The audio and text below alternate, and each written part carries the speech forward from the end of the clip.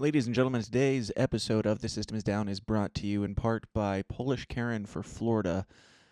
This is C.D. McRae. You need to go to Florida. I've been informed that I've been instructed to harass you into moving to Florida. I hear they have such great local attractions like alligators and boomers and meth, homeless camps, and a wet, wet heat. But there are also, I guess, decent libertarians down there, like Ron DeSantis, I'm pretty sure. I don't know. I don't follow politicians, but I guess there's some libertarians down in there in the country's wing, and they are really encouraging you to move to Florida. At some point in your life, you will do it. At some point in your life, you will make the right choice. Will it be now, or will it be later? The choice is yours. Make the right one. Move to Florida. Polish Karen for Florida. Polish Karen for Florida. All right, let's do this thing. Here we go. The following is a Goulash Media production. goulashmedia.net. I'll make questionable decisions. I'll be in fight of all I saw. Judge me for my sins. If I'm your image. Oh, yeah. Ladies and gentlemen, welcome back to the least comfortable show on the web. It's The System is Down, where we talk about all the uncomfortable topics like conspiracies, politics, religion, and all the Liberty events that I've had going on over the summer. It's been a crazy hell of a summer. I've gone on 4 fly-out trips so far. It's been chaos, and it's only June, and we're not done yet. I've got wedding season coming up, so busy. That is why I'm not live streaming today. That is why I did not live stream yesterday. That is why I'm not sure how much I will be live streaming, but we will get back to the live streaming at some point, and in the meantime, we will have some fun episodes like this that I can do on my adventures out and about, because I definitely was not going to try and get a live stream set up going at PorcFest. I couldn't even, call my family from PorcFest successfully. I couldn't even download an email at PorcFest successfully. But it was fun, and we're going to talk about that a lot today and oh so much more. But I'll give you a little... We're going to get into all these mini interviews. There's a bunch. This is a long one. It's way more than I had from the Reno one. So some things to address in the intro here before we get into all that stuff. If you missed it, Mark Claire and I did the wrap-up of... actually, here. Our main sponsor, first and foremost. This will lead straight into that. It'll go way smoother than whatever this is. But my favorite sponsor is you guys in the Downers Club. People like Scott Richards, Joey Ferguson, David Bradley, James Jenneman, Donald Villa, Zach something, Tom, Gid Kid, Alex Magoo, Mike Heffalumps. I met Heffalumps Woozles at PorcFest. I'm not sure if I'm supposed to say anything else because I know it's a fake name. It's not their real given birth name. I'm not sure how much more information I should disclose. That's kind of the weird thing about going out to these libertarian events. You have people come up to you who are like, hey, I'm this person on Twitter, but don't tell anybody. So it's like, I met that person that person from Twitter in real life, but I'm not sure I can't keep track of who has a problem with me telling people or who doesn't. But whatever. But a bunch of cool people on that list if you'd like to get your name on that list, if you'd like to support what we're doing here. Oh, shout out to Amy Lepore and Dylan, who are sponsoring at the sponsor level where they get an ad, but they haven't sent me information for an ad, so I'm just going to keep promoting them. Check out LP of Delaware. I just found out that somebody strolled up to a LP Delaware event on a Harley or a bike or something. Dave Casey posted it. Apparently, the guy he rode up listening to Freedom or Die, which is pretty cool. And then apparently, this show is what helped that guy's wife find the Libertarian Party of Delaware, and now they're making friends and making culture there. So all sorts of wonderful things going on in Delaware, and God bless y'all for doing it. There's still the debate over New Hampshire versus Delaware, who my family away from family is. I mean, it's both in some way. One of them has to be the immediate family, and one of them has to be like the slightly extended family. It's a toss-up. I'll be honest, it's a toss-up. New Hampshire gets a lot of credit for being all based and PorcFesty and Free State Project and all that stuff, but Delaware, those guys are cool. All right? Let's check out the LP of Delaware. They keep letting me crash at their places, so I like them. Anyway, if you would like to sponsor this show, I forgot what I was doing here. If you'd like to sponsor this show, if you would like to promote your stuff, if you would like to get ad-free versions of the show where you don't have to hear me rant about things like C.D. McRae or Asteros or Jack Casey's gay new books, you can join the Downers Club. You can not only get ad-free versions of the show, but you can also get bonus episodes every single week, including, I've got, I believe, some bonus from PorcFest that's going to come out. And it's fun, word salad, silly nonsense with bad audio this time, but it's still a lot of fun. I listened back to it, and I'm like, I don't know, man. This isn't good. Like, this isn't good quality. I know I'm not promoting my Patreon very well here, but I was like, I asked a lot of really stupid questions really late at night after a few drinks, and it's fun, and the audio is not great, but I harassed people like Jeremy Kauffman, Karlyn Borysenko, and Pat Ford. Pat Ford was like the most based person I've ever interviewed. And it was supposed to be a joke, and he made it incredible. So that'll be coming out soon at patreon.com/The System Is Down. Get that and all of the bonus content. More weird, more raw, more offensive, more weekly content. Usually, every single time we do an episode, we do a bonus episode. So, weekly.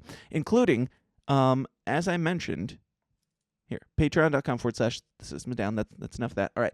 As I mentioned, or started to mention, Mark Clare and I, yesterday, we did a recap of the finale of Obi-Wan Kenobi, the series, because we do lots of fun things around here. It's not just uncomfortable content. Sometimes it's us ranting about TV show nerdy things that we like. You can get the entire recaps of all those things in the Patreon, but you can get the finale recap right now, wherever you're listening to this, on YouTube, on Spotify, on iTunes, or whatever you're listening to this on. Came out yesterday to the general public, and it was a fun chat. I bring that up because that episode came out while I was at PorcFest. I keep wanting to say Reno. The show premiered while I was in Reno, and then it wrapped up while I was at PorcFest. So we're a little behind on our scheduling, obviously. But I bring this up just because I came back to find this, the Star Wars hologram picture thing. It's like big and heavy and beautiful. It had taken a dive. It just jumped off the wall. It committed suicide. I'm pretty sure it's in response to the finale of Obi-Wan Kenobi. So that's all I'll say for now. If you want to hear me and Mark's full recap of it, go check it out. Wherever you're listening to this, just go to the one before it. All right, so there's some things that I wanted to address here. So just some highlights and things that I don't think are touched on in any of these other interviews or anything else. So we'll go through those and then we'll jump into it. But let me see. So long trip. This is like, again, my fourth trip of the year flying, and I don't know, before like the last year or two, I don't fly much, or I haven't flown a lot. But now I'm to the point where I'm like, this is tiring and boring, and it's not stressful anymore. It's just exhausting, but it's still fun. There's like a process to planes that once you figure it out and once you know the process, it's kind of fun, almost like you're getting away with something. But I don't know, like falling asleep on planes is awful. Like, no matter how tired I am, I usually can't fall asleep on a plane. I can never fall asleep on a plane unless there's something that I planned on getting done on a plane. If I'm not tired, I won't be productive at all. I don't know why, but my mind will just wander.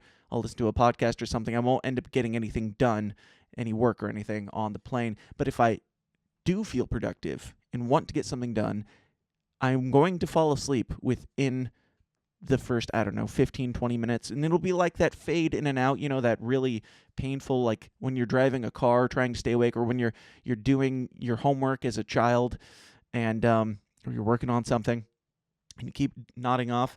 That is the worst. That's like psychological torture for yourself, because you keep waking up being like, did I do the thing right? It's even worse when you're like trying to write an email and you're going to hit send and you're like, you can't get through. With homework, you at least have a chance to review it in the morning. With the email, you're like, I'm sending this right now, so I have to wake up. I digress here, though. But sleeping on planes is kind of torture because it only happens when you least expect it and least desire it. And it's usually, like, for me, about 5 minutes before we hit the ground. So it's like, I'm tired and I'm nodding off. I'm like, all right, screw it. I'm going to give in. I'm going to go to sleep. And just as I do, it's like jolting awake and horrifying. So there's that. It's been a lot of, like, I had 2 layovers each way. So in the last couple flights, I've been on, like, I don't know, 15, 20 planes. And you forget where you are. I understand how Joe Biden forgets what state he's in. Once you're up there, once you're down, once somebody else is taking control of your travel, it doesn't really matter where you are. Like, I'm just going to be wherever they send me. So I keep wanting to say Reno. I don't hold it against Joe Biden for forgetting where he is. That's all.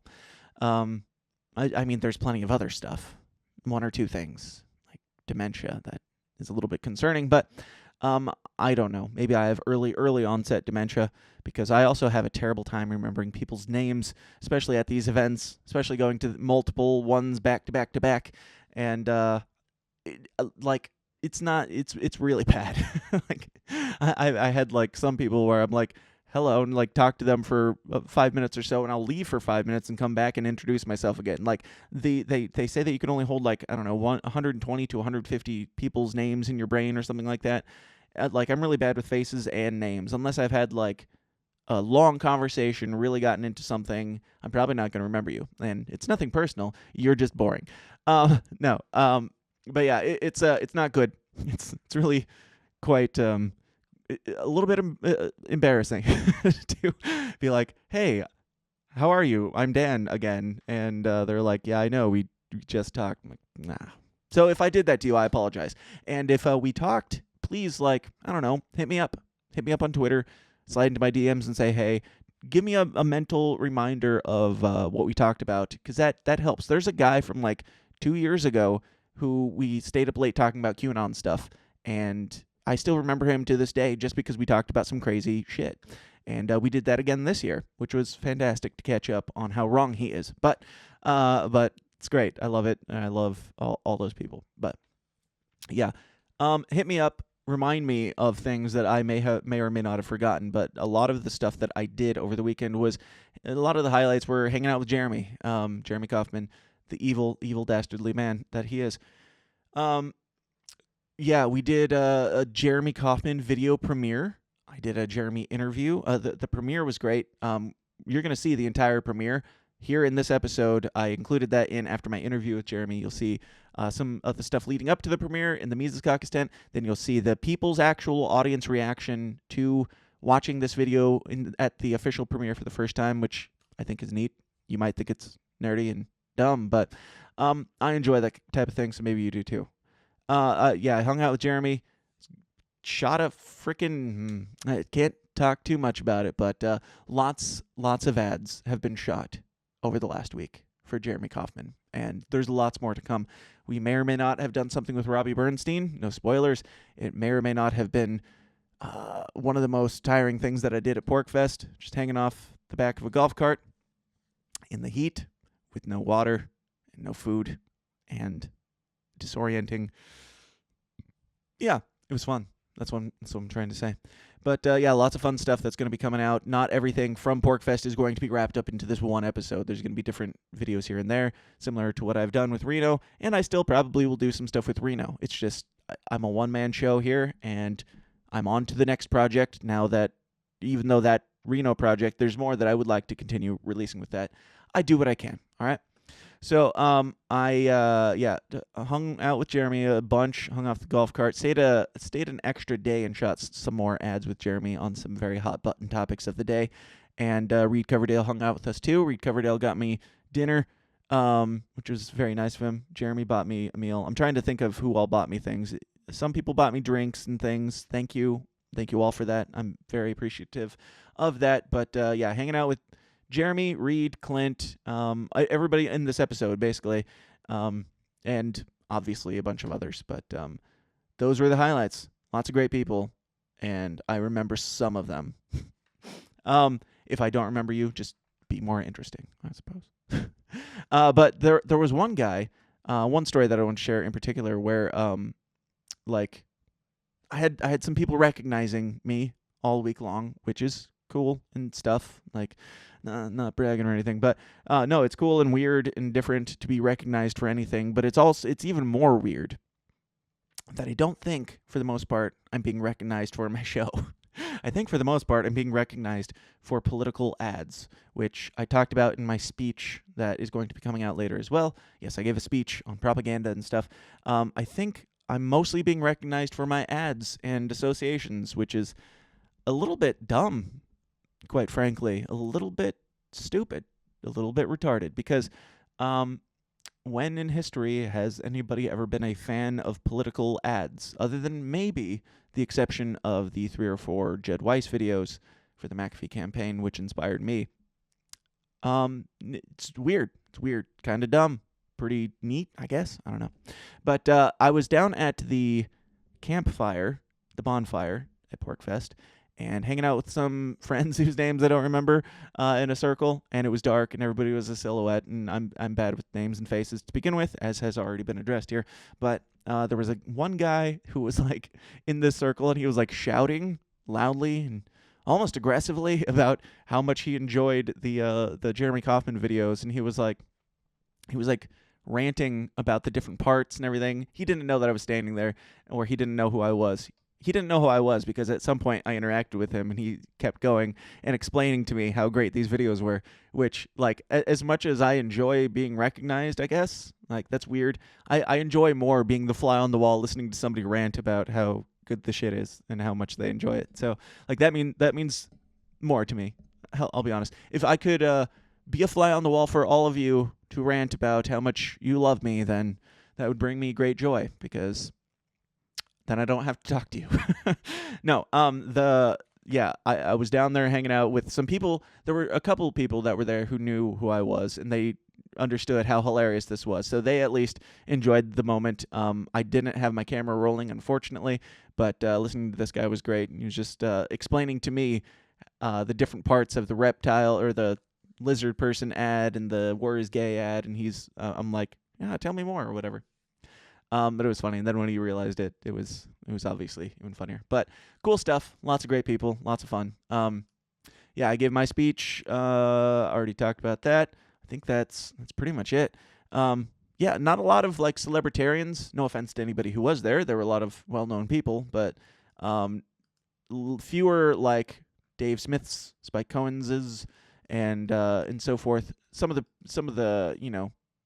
the bustle that brought people out last year. There were still the same amount of people, but it seemed like it was more decentralized this year than ever, with fewer like mainstream names on the pavilion stage, which has its upsides and its downsides. Like, I do think those names do bring in certain people, but a lot of what PorcFest is, as you're going to find out, is just the hang.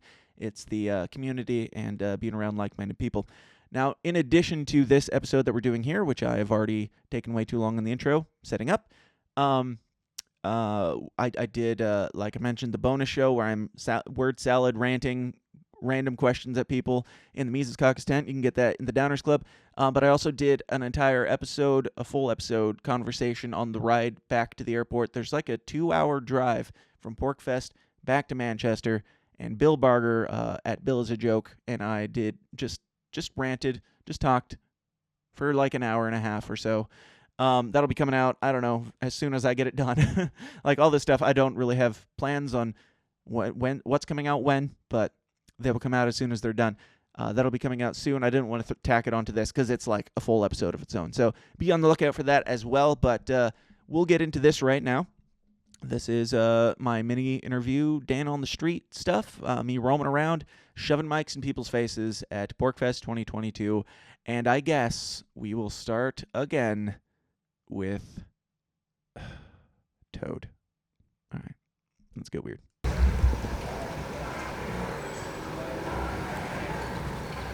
What's up, Dan?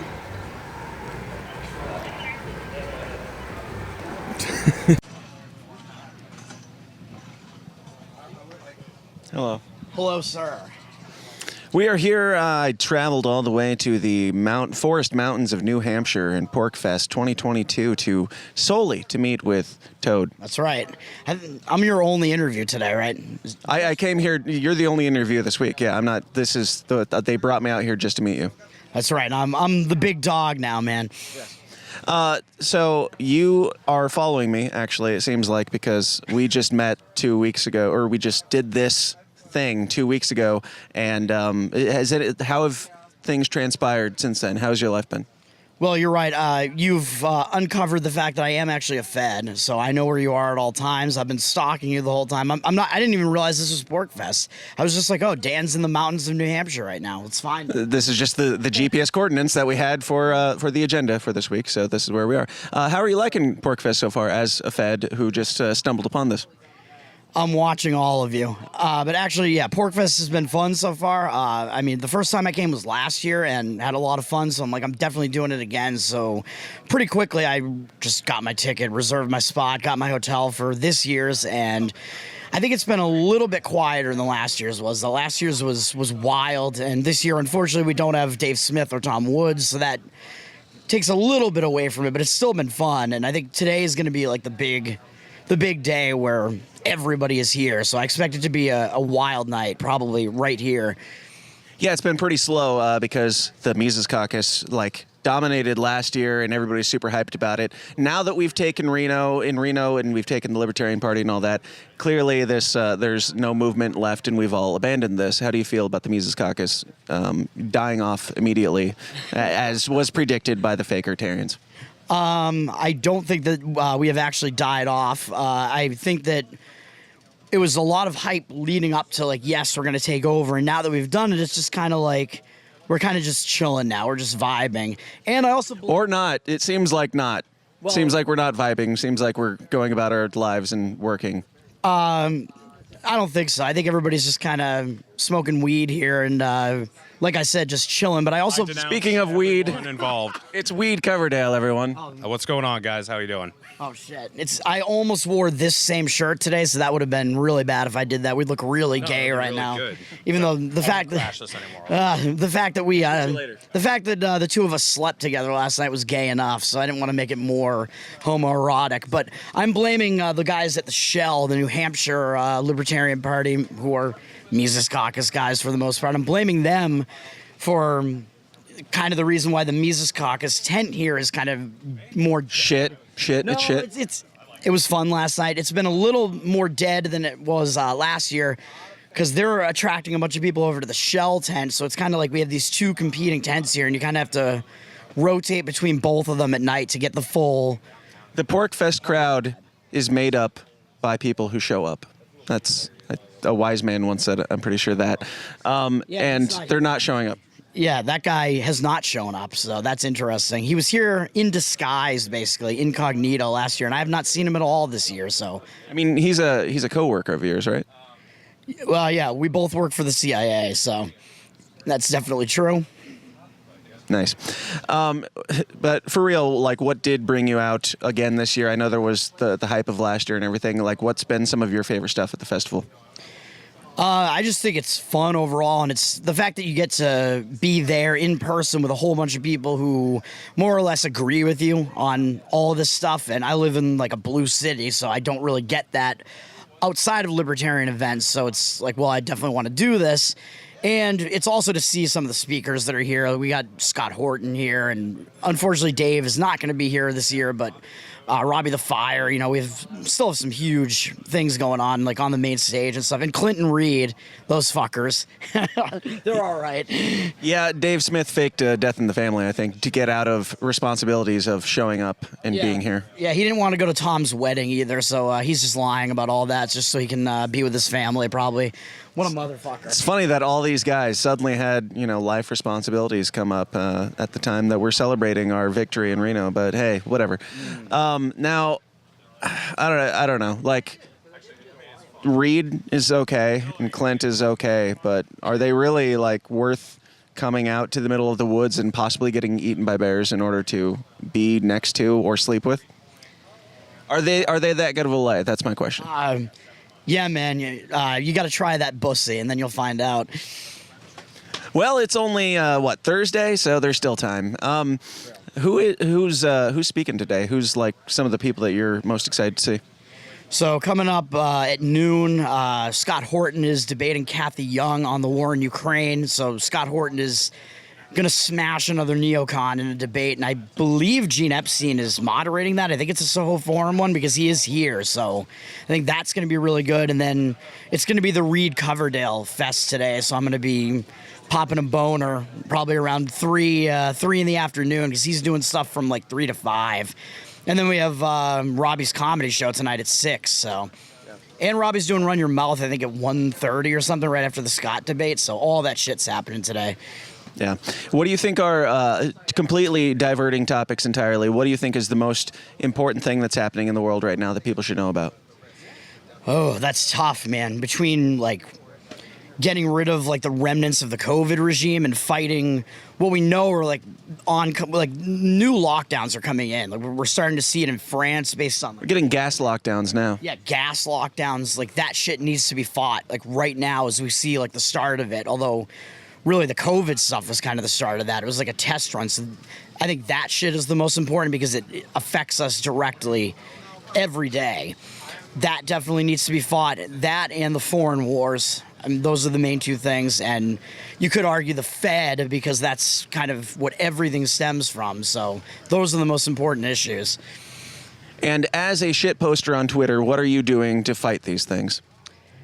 I am, shit posting the hell out of politicians on there and trying to make them cry.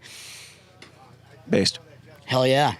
So Tower Power Hour, are you guys doing, you guys are having a show here, I'm pretty sure, at some point. What all do you have planned for the week for you guys?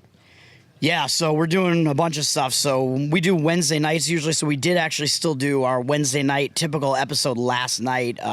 Reed, Clint, and I were all kind of on top of each other, all in the same hotel room, which was very homoerotic and fun. So we had Royce Lopez from... It's still June, I'm pretty sure, so you're just celebrating your pride.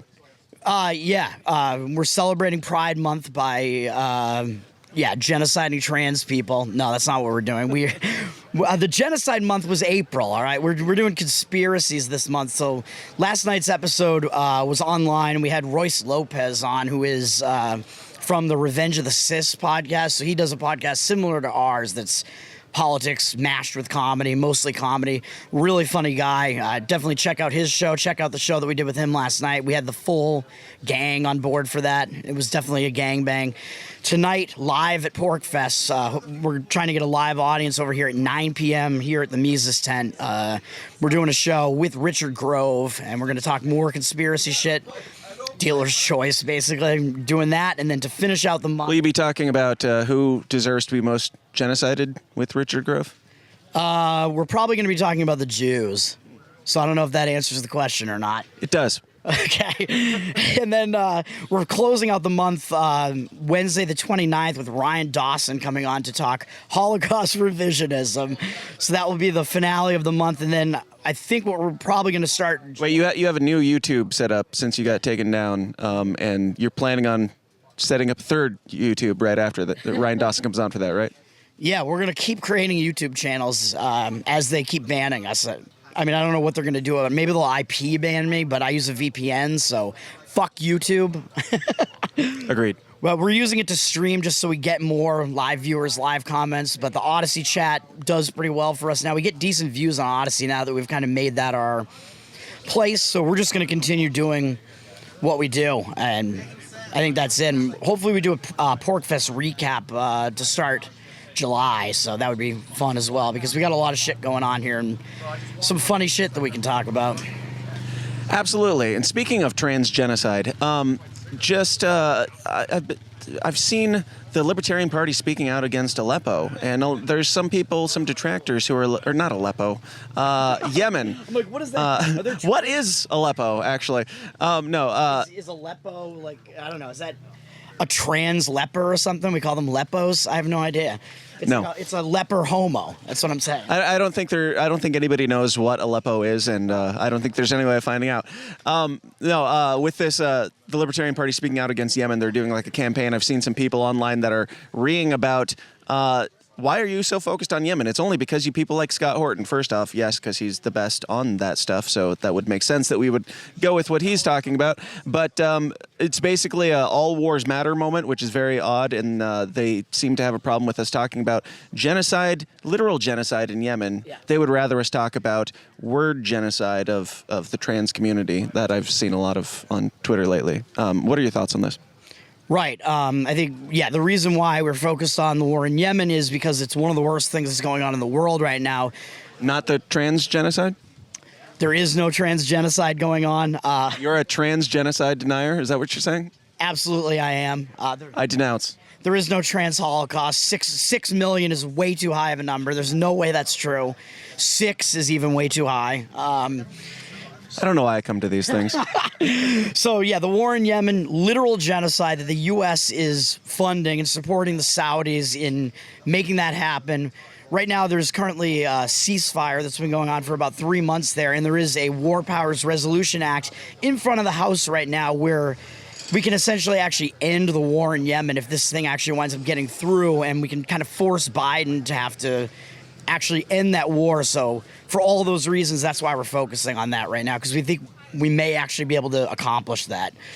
Absolutely. And what is, with the new Libertarian Party, Mises Caucus takeover and all that, is there a most based tweet award for anything that the LP has put out so far? Ooh, the LP National since the takeover? Yeah. They've had a lot of base tweets. Some where I'm like, fuck yeah, that's awesome. I would have to go back and actually look. I mean, there's a part of me that's like, are they really that based? I mean, the bar was set so low that we're kind of just like happy that they're saying anything decent.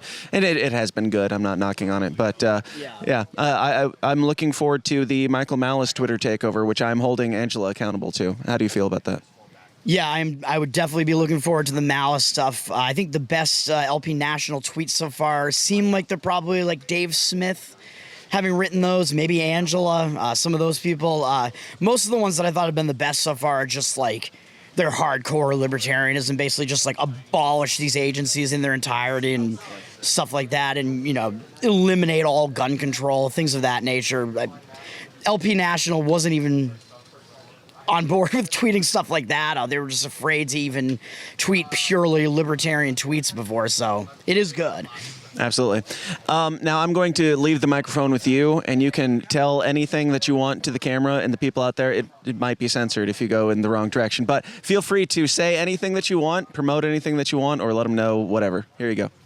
All right. I'm going to use this as a butt plug. You said I could do anything I want with the mic, so no, I am anarcho_toad on Twitter. I'm Toad from the Tower Power Hour podcast. You can check us out on basically all of the things where the podcasts exist. We do live streaming to Odyssey. All of our episodes are on Odyssey. They are also all on Spotify still, and we do live stream to YouTube, and we'll continue to just live stream to YouTube and make new channels as we get nuked there. Audio are on all the platforms as well. We got a live show coming up tonight here with Richard Grove, next week with Ryan Dawson, Conspiracy Month, baby. And you won't see tweets from me for about a week right now because I'm on a week suspension because fuck Twitter, and they won't allow you to say anything about drag queens at this point, apparently, or monkeypox, so fuck them. Are those things related? Drag queens and monkeypox? Yes. So the tweet that they gave me a 7-day suspension for, which they said was hate speech, obviously it was a joke, and it could only be argued that I was being offensive against children, which I would never actually do, because the reason why I go after this drag queen shit is because I want to defend the children. My tweet was clearly tongue-in-cheek, and it was actually, yes, we should drag children to drag queen strip shows because then they would get immunized to monkeypox. That was the tweet.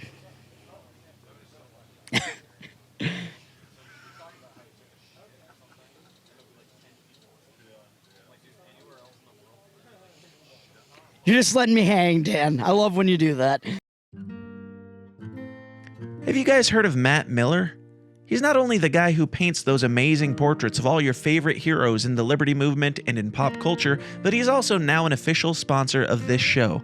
From Murray Rothbard to Ron Paul, Dr. Robert Malone to Darth Maul, Matt Miller's Liberty Portraits has something fun for everyone to spice up your home or office and showcase your heroes. Go check out his incredible work at libertyportraits.com. Grab a print to impress your friends, hire him for a custom portrait, or bring him out to a festival to capture your event in real life in a beautiful and unique way. To find out more, just head over to libertyportraits.com. Once again, that is libertyportraits.com. What about? I would love to see. I just hate Dan Smoss. Oh, hey Dan. He's the worst, isn't he? I hate you. So I traveled far and wide. I went from Reno all across this great nation, all the way to New Hampshire in order to see Toad and now Reed Coverdale again, the only people that I interviewed last week as well.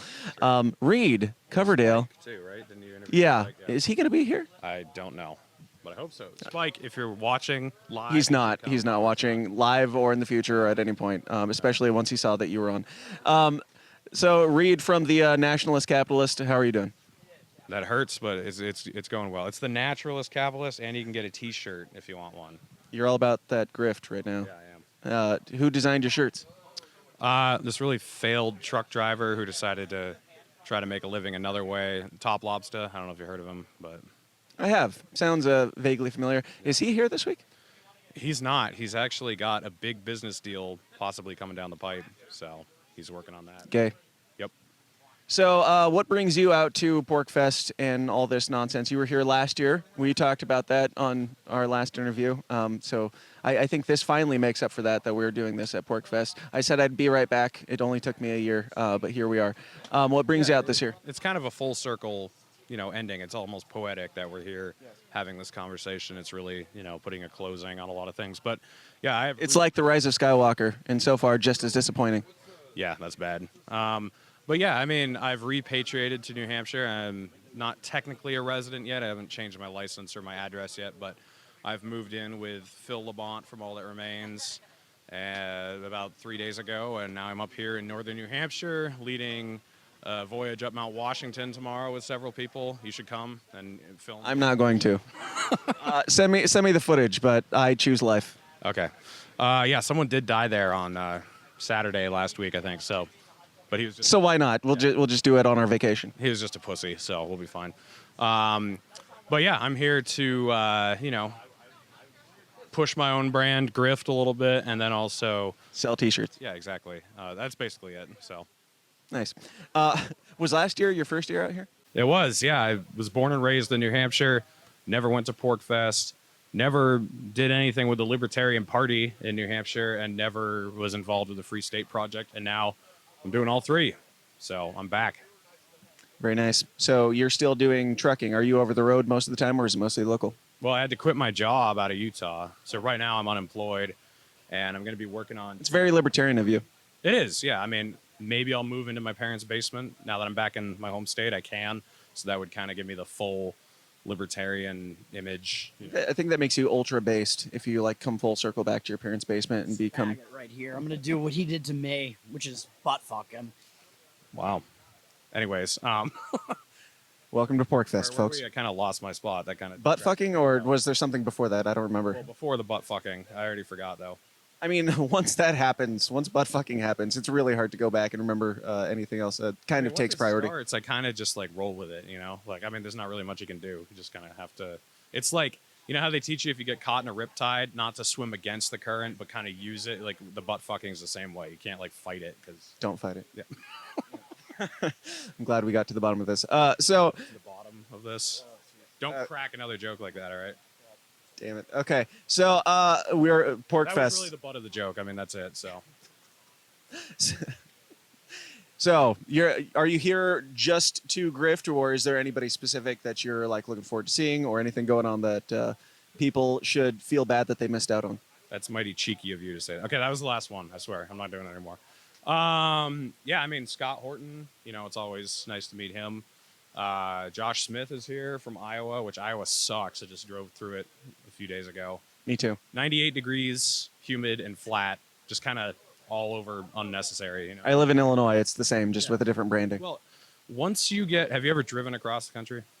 Okay, so once you get west of New York until you get to Colorado, it's all Ohio, in my opinion. Ohio itself, Indiana, Illinois. You're telling me the Earth is not flat? I mean, have you seen the Earth? You know, I believed in the round Earth theory until I drove across Nebraska, and then it's kind of hard to, really justify that opinion anymore. So That'll do it. Much like butt fucking. Nebraska, once you see it, you can't go back and unsee it. yeah, you can't fight Nebraska. You just kind of gotta deal with it and keep going.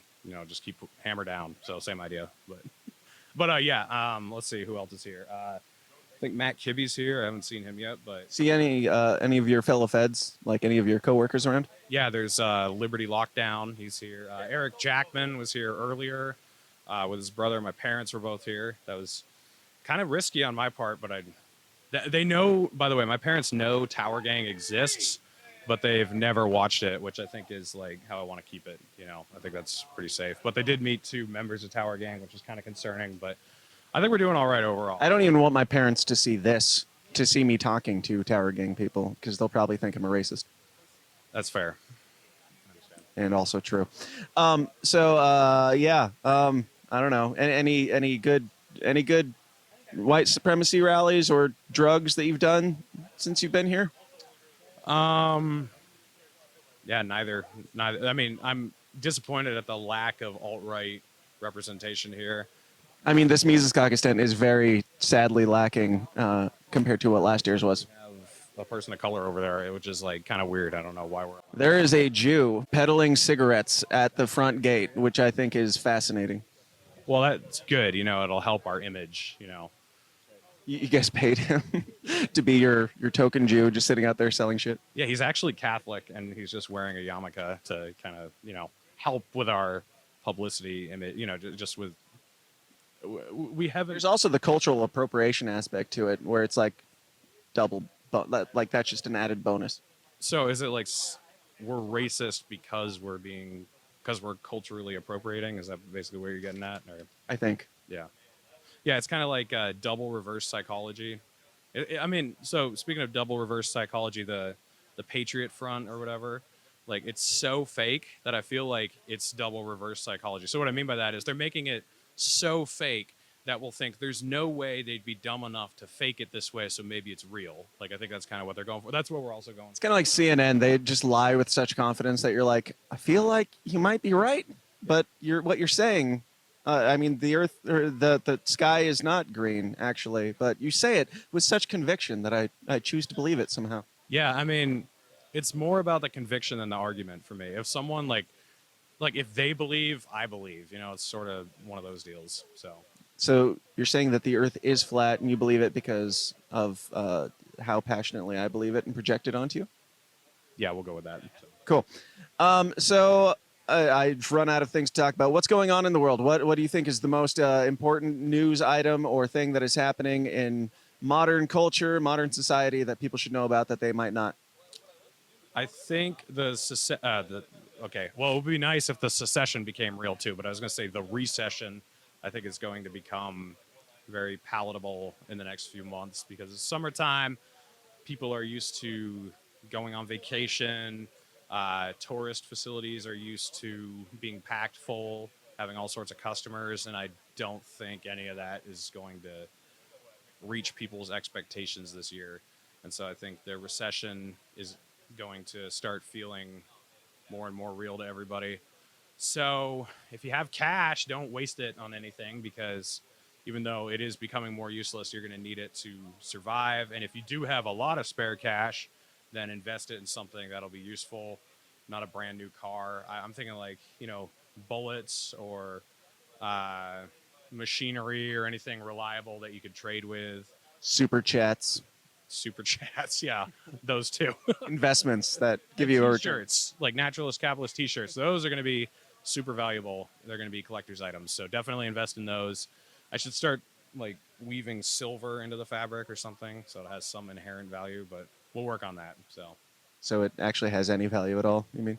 Well, I did sell a bunch of them yesterday, so doing pretty good. But I bet the resale value is great on those.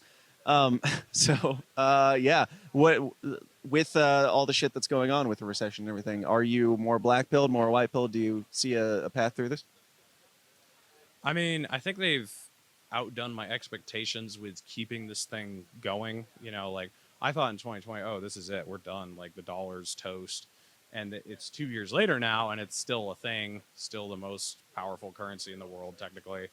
So I don't know. Like, I try not to tell the future anymore because I feel like everyone is always trying to foresee the future, but they're always exaggerating and they're never right. And then people stop listening to anything you say. So I'm out of the prophecy business. I'm not doing it anymore. So That's a shame. Is there anybody that you think is good in the prophecy business? Anybody worth listening to? Ted Kaczynski, maybe? Based. All right. Well, Reed, thank you for being here. Thanks for doing this again already. I'm going to give you the mic, and you're going to tell the people anything that you want to tell them, any final words or anything you want to promote, man. Yeah, well, if you're in New Hampshire and the pollers start calling you, asking you who you're going to vote for Senate, the answer is Jeremy Kauffman, Libertarian. And I will be working on Jeremy Kauffman's campaign for the next several months. I'll also be going around the country a little bit, going to Las Vegas for Freedom Fest. And I'll also be in Florida for Yeah Revolution in the beginning of August. So if you're going to either of those, find me there. I will have a website and a Substack coming soon because I'll have more time to actually get those up and running and manage them now that I'm not working 800 hours a week. And make sure you also subscribe to The System Has Downs. It's a great show. The host is kind of a loser, but, you know, good show overall. He has good guests occasionally, like me, you know, like right now. So subscribe. Over and out. I'm going to make you awkwardly wander off camera. You listen to me, Daniel Smots. Trying to do my part to represent the gay community for Pride Month. Yeah. That's what I'm doing. Today's show is sponsored by libertarian conspiratorial fantasy author Jack Casey. Whether you're looking for a 3-book fantasy sci-fi epic of love, death, and dystopian civil war like the Royal Green series, or just looking for a quick, dark, comedic, cultural commentary tale about a transsexual slayer of COVID regime vampires, like his latest book, WVW, Jack Casey Books will keep you adequately entertained and pondering the universe to your weird little heart's content.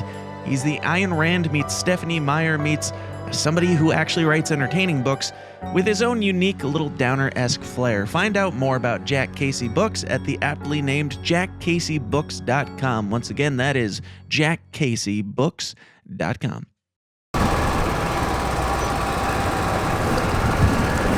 Oh, hey, Josh. Hey, buddy. What's up, man? How's it going? Where are we going? We're going to rob the cop Bernstein's car Yeah? for drugs. Is he at the hotel? Are we driving down the road, or what's I happening? think he's parked across the street. Across the street.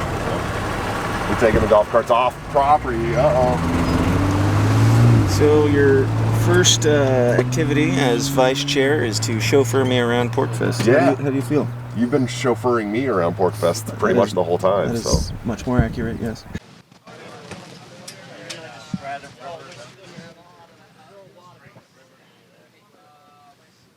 Just get over a little bit. Yeah.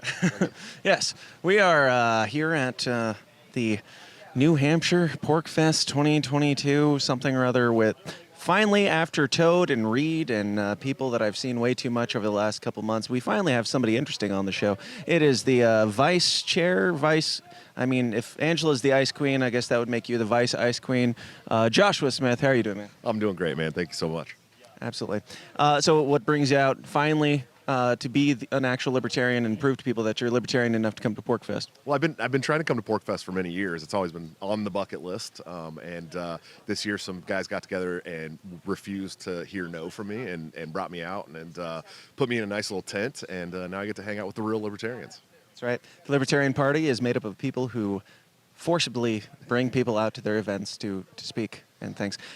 Yeah, you guys just swept all the competition, everything in Reno went amazing. Talk a little bit about that. What are some highlights, your favorite things, Reno?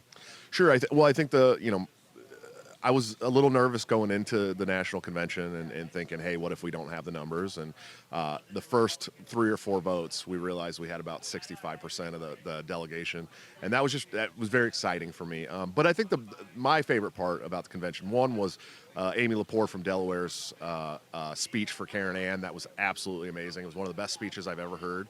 Maj Touré's speech, I think, resonated very deeply with me, and it's something that every libertarian now going forward really needs to understand, is that we're starting to pick up steam in the USA. And that's dangerous. That's dangerous. They're going to come after us. They're going to, and as somebody who's dealt with these attacks on a smaller scale for the last 5 years, I understand, how it's going to be. And so it's going to be really ugly, and you should buy a bulletproof vest and be ready for it.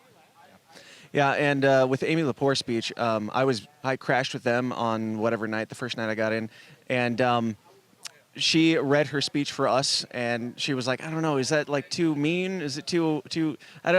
She thought like Karen Ann was bringing her in to be the more reasonable voice, while Karen Ann's the more harsh voice. I'm like, no, she's not. Like Karen Ann is not bringing you in to be the nice, happy one. And like what she said, she left it all in there. Kudos to you, Amy.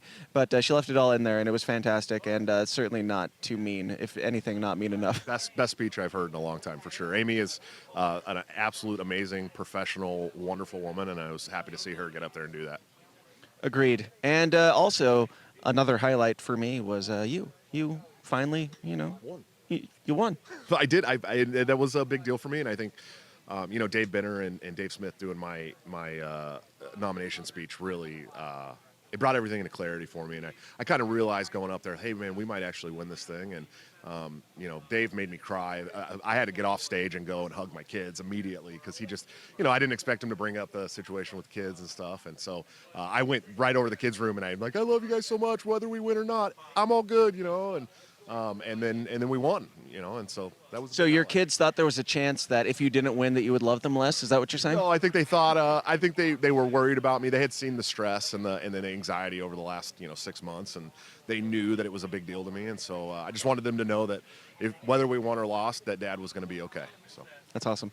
Now, what are some of the plans moving forward? You working with Angela and all that? Is that all? How's that going? Yeah. So Angela's amazing. She is absolutely ready to head this party into a good direction, but I'm working on a media plan. She's put some great SWOT analysis together, and we're kind of working collectively as a team on the LNC now, which is not normal.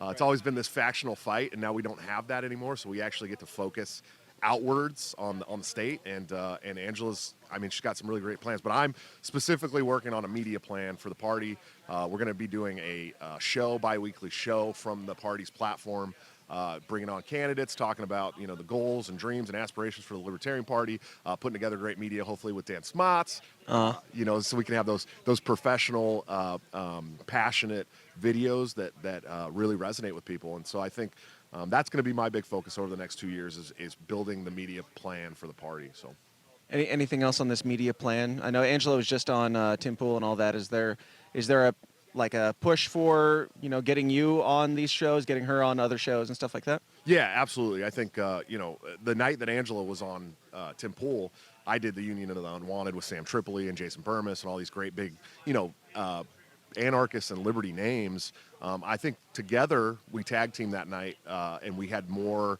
big non-legacy media than the last 4 administrations in the Libertarian Party. So yeah, absolutely. I think we tag teamed the actual media interviews as well. Angela's amazing. She led a conversation with Tim Pool. That's hard to do.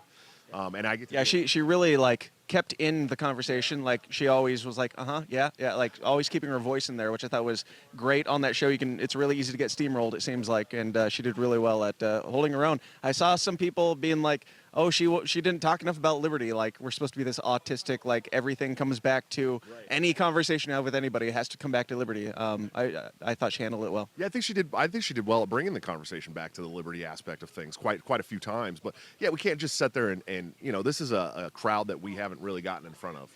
And so you can't just sit there and be like, you guys are all dumb for not being part of the Libertarian Party. You gotta talk about the other issues too. And I think, that's something the Libertarian Party, it's like we've been so autistic about ballot access and candidates that we forget sometimes people are not part of the party, and we need to talk about their issues as well. And so she did really well at that. And I think, I get to do some of the edgier media, which I appreciate. And I think. Would you say you're the Spike Cohen, you're Angela Spike Cohen to George Rogan?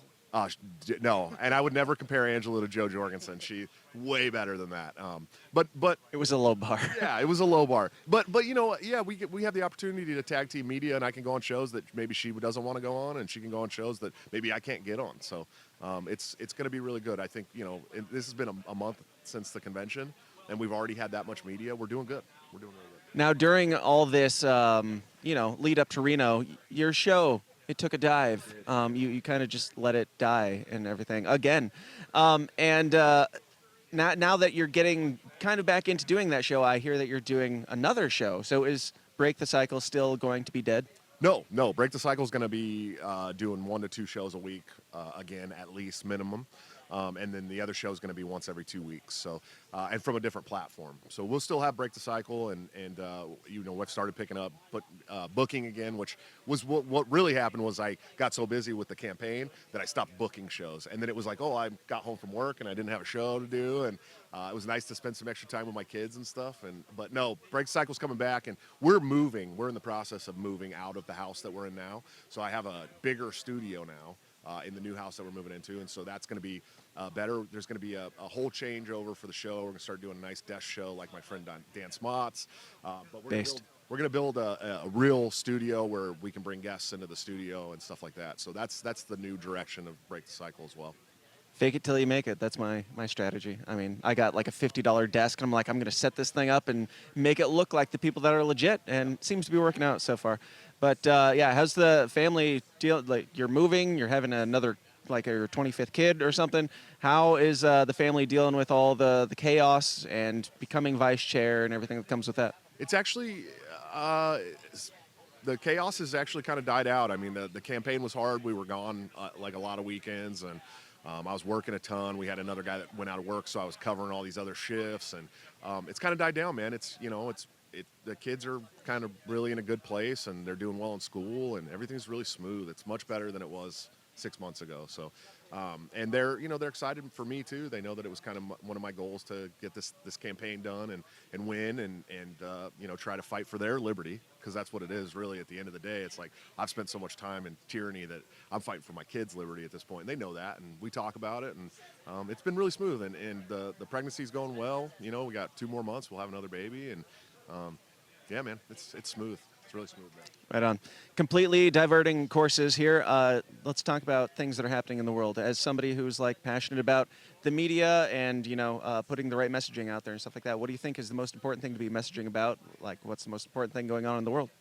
I think it's foreign policy and inflation are the 2 big ones right now. We have a really unique opportunity to educate people on the Federal Reserve and how they're creating this kind of false inflation, and this giving $40 billion to Ukraine, and how the military-industrial complex is creating the inflation, and it's not Russia's fault. You know what I mean? It's our fault that we're not opening up the largest oil reserves in the world here in the United States, and we need to let people know where the tyranny is coming from, because the news isn't going to do that. The news is going to tell you what the government tells the news to tell you.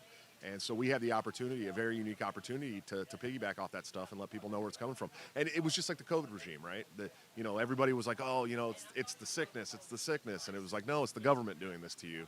And the Libertarian Party dropped the ball on that. And we lost 2 years of great messaging because we just didn't do the right things. And now we have the opportunity in another aspect to do the same thing, and we're not going to drop the ball. We're going to do the right thing. So it's getting very windy. Anyway, new Twitter, new LP Twitter. I think I released the first shirt that was inspired by an LP tweet. That's how I'm marketing it. Just because we're getting retweets in actual Liberty sphere, like people doing things, which is amazing. I won't ask you to divulge any secrets or anything like that, but I do have to keep coming back to this. When is Michael Malice going to get the keys to LP Twitter? I hold my politicians accountable, and you, sir, are one of them now. I think there's a real push to give him 1 day a week. So I don't know when that's going to happen. Like Malice Fridays or something like that. Just let it burn. There is a real push for that. And, we have great people running the Twitter now. Dave Benner and Dave Smith and some other great people that are... I didn't know if the names were officially Yeah, announced. Angela put it out in an email that was on the public list. So, yeah, Dave Smith and Dave Benner have had a lot to do with the Twitter recently. There's other people as well, but so that's why it's gotten better. We've gotten 15,000 new Twitter followers just in the month since we've taken over. And it's messaging the way that the Libertarian Party has always messaged. And in fact, we're today at PorcFest with the Free State Project, and for the first time ever, the Libertarian Party has started mentioning the effectiveness of coalescing libertarians in one place in the Free State Project. The first time ever. This is something that should have happened a decade ago, and they're finally doing it. So we have our social media working the way that it should have been years ago, and I think people appreciate that. Now, I know that this is your first year here at PorcFest, but last year this tent was booming. Yeah. This Mises Caucus tent was quite raucous, and I don't know, man. Did everybody just bail after Reno, or are they done? They got their guys, and now they're just not even coming to PorcFest, huh? No, we have more members now than we had 6 months ago. The party. Oh, okay. The party is growing, and it's Mises people. It's Mises inspired people. It's Dave Smith inspired people. We have gotten 150 new lifetime members since the national convention. That's $1,500 a pop, and a lot of those people are also doing monthlies on top of that. So, no, it's growing. This tent is probably people are out running around in the degenerate part of the campsites looking at naked people. But there is a lot of Mises people here, too. I've seen a lot of Mises shirts. And, no, the caucus is going to grow. The party's going to grow. And we're going to fight for real liberty in this country. Right on, man. Well, thank you so much for taking the time to do this. I'm going to give you the mic now, and you can say anything that you want, anything you want to promote, any final words, anything that you think is the most important thing that people need to hear. Just let them know right now. And Josh, always a pleasure. Thanks for doing this, man. Thank you very much. Absolutely. You ready? Yep. Am I good? Yep. Am I good? Hey, listen. This liberty thing in America is finally starting to grow. We are doing the things that the movement has asked us to do for the last decade, and I just hope that you guys will join the Libertarian movement, the Libertarian Party, run as candidates, help your local candidates, fight to fundraise, fight the state on ballot access issues, and let's start messaging the things that we've wanted to hear for the last 10 years. And, of course, follow my podcast at youtube.com/FightTheDespots. I'm Joshua Smith, signing out. I've got some good shit, man. I've got a whole podcast that's coming out. I saw that. Nope. It's almost 90%. Oh, man. Whew. Take a load off. Oh, hey, how's it going? So, hey, Scott Horton. Hey, how's it going? It's time to end the war on terrorism. We got 70,000 bin Ladenites. Yemen. Yemen's based. Wait, Yemen or the war in Yemen? Yes. Based. I think a lot of the police are aware of people being free staters. And most police officers, they just want to do a job. They want to collect a paycheck. Some of them suck, but a lot of them are just like, just average guy, they don't want anything too bad to happen, but they also don't want to get messed with. They just want to do a job. And if you know that some person knows their rights very well, has 30 people are going to show up at the courthouse, they're going to fight the thing all the way. Like, do I want to deal with that? Do I want to pull that guy over? We're here at PorcFest 2022 with the most dangerous man in politics, or at least the most dangerous autist on the internet, because of 3 tweets. They let me in. They gave me the day pass to visit him in his, natural environment. Jeremy Kauffman, how's it going, man? It's great. I've Lost it already. I don't know what that opening was. Welcome to the least comfortable show on the internet, Jeremy Kauffman. I think it's funny. I've mentioned this several times. People act like you're this scary man, and I've had people reach out to me to warn me about working with you and working with Karlyn because of the 3 tweets or so that you've put out. And to them I say now, Jeremy Kauffman, the person who's all super offensive, whatever, you didn't want to use gay as a pejorative, and I forced you to use it in that manner. So I'm making you worse, is what I'm saying here. I would say you persuaded me rather than forced me. But yeah, it is very weird, because the only people who have a problem with me are people who have read 2 tweets, decided they hate me, And yeah, it's never people who have, I mean, do you need more than that to judge a person? I actually tried to judge everyone I meet off of one tweet. I think 2 is like a little weak. Like you need 2 tweets to decide what you Is there like a specific way of finding their worst tweet so that you can use that and give them, the least generous interpretation of their life and judge them off of that? I have a list of 20 words that I search in order when I want to find. And they all start with N. Yes, the N words I call them. Yeah. Nice. That makes sense. Jeremy Kauffman, what brings you out to a PorcFest other than it's basically your backyard, right? Can I ask you a question? No. This is my backyard. See, I agree. I mean, I accept that answer. I live about half a mile from PorcFest in Manchester, New Hampshire. Wait, was the question, when are you going to move to New Hampshire? No, I already know when you're going to move to New Hampshire. When is it? Let me know. It's 2024. Yeah, in a little maybe. Yeah. Is it happening? All right. Welcome to PorcFest, where people try and persuade you to move here, or they're trying to persuade you to play frisbee golf with their friends. Yeah. That's right. That was someone interrupting this interview to ask me. Just normal shit. To play ultimate frisbee. No, you're gonna move in 2024. Yeah. That's it. It's foretold. Was there something that you were saying before you derailed yourself? Oh. So Nick Gillespie interviewed me about a tweet, and rather than say it verbatim, he said the N-word. Do you think I should have asked him which N-word he was referring to? Do you think You're like, I've got a lot of tweets with a lot of N-words. You're going to have to be more specific. Yeah. That was the Hunter Biden one, right? Yeah, I believe so, yeah. Which is, I mean, again, it's dumb. But. So what is your, your favorite offensive tweet that you've ever tweeted?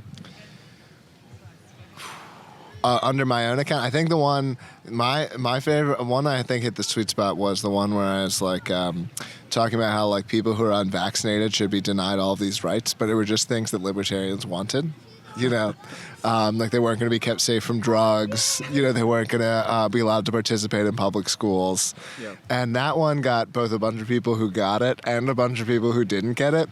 And I don't know, a lot of people ended up deleting tweets where they had like taken a picture or quote tweeted it because like they kind of owned themselves. Right.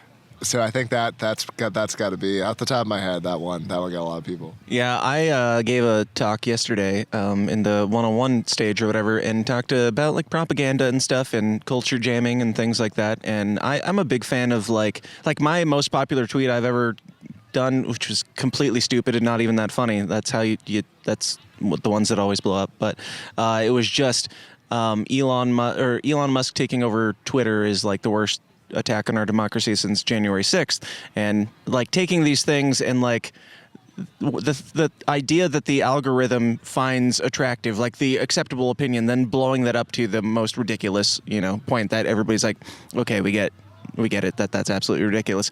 Do you have strategy for like working your way around the algorithms or like being the ghost in the machine or whatever? Well, I think that's just people liking that as a thing. I don't think that's like tricking the algorithm necessarily. But yeah, no, there was a lot of people that were like, how the fuck is this worse than January 6th? Like there were people that took the tweet as very serious. Because it somehow got sort of like quote tweeted or retweeted into the space that would take it the wrong way. But you mostly succeed on Twitter or social media by saying things that people want you to say, or that, like Heil Hitler. I try to tweet that at least 1 out of 3. I hear it's very popular and does great in the ratings. Yes. I mean, you check out my interview with Reason where we talk all about how the Libertarian Party needs to be saying Heil Hitler more. Mm-hmm. This is how we win. The official Roman salute of the Libertarian Party, I think it was adapted into our bylaws or something. I don't know how politics work. I mean, at the convention, you were there. The Heil Hitler Amendment. It was covered by Salon and the Southern Poverty Law Center. Yeah. So, I think Spike Cohn endorsed it. Sorry, Spike. Finally a winning message for the Libertarian Party. This is what was missing. Yeah. So I find it fascinating that I just filmed you on Reed Coverdale's show, the Nationalist Capitalist, I think is the name of it, and You guys talked a lot about your videos, and you even talked about Vermin Supreme's videos and how similar they are to your videos and your strategy. And somehow, the name of the guy who made the videos for both of these campaigns just slipped your mind. What happened there? Well, I think that everyone knows that guy has so lacking in an ego and is so uncomfortable with credit and attribution to his significant accomplishments that he would just prefer he never be named. It's like who's the graffiti artist? Banksy. It's like Banksy. Yeah, he's kind of. I'll take it. Like, if you're going to give me the snub, cold shoulder for doing all this stuff, but you also will compare me somehow to Banksy. I'm not really entirely sure what this analogy means, but I still feel a little bit honored deep down. Well, I'd also like to say that I've talked about this person so prolifically, privately, never on camera. I will never say his name on camera, but privately I've talked about him so much that he's now charging me more money. So, that did happen. Did that happen? I don't remember. Like, I have worked my prices up a bit. I don't think I've worked them up since starting working with you. I don't know. Well, how would you know? I've met him, I think. I'm not sure what's happening. But, yeah. I will say, though, and I've said this a lot on the show, like, working with you has been awesome. It's kind of like the analogy that Reed made. It's like working with Vermin Supreme stuff. And really, Vermin Supreme is what got me into doing political campaign I didn't set out to make political campaign ads. I didn't plan on having fans of political campaign ads. It's really stupid and retarded. But working on his campaign was basically you guys are libertarian, so I assumed that we had the same messaging and everything, or at least they let me have some messaging freedom. But just doing the crazy shit.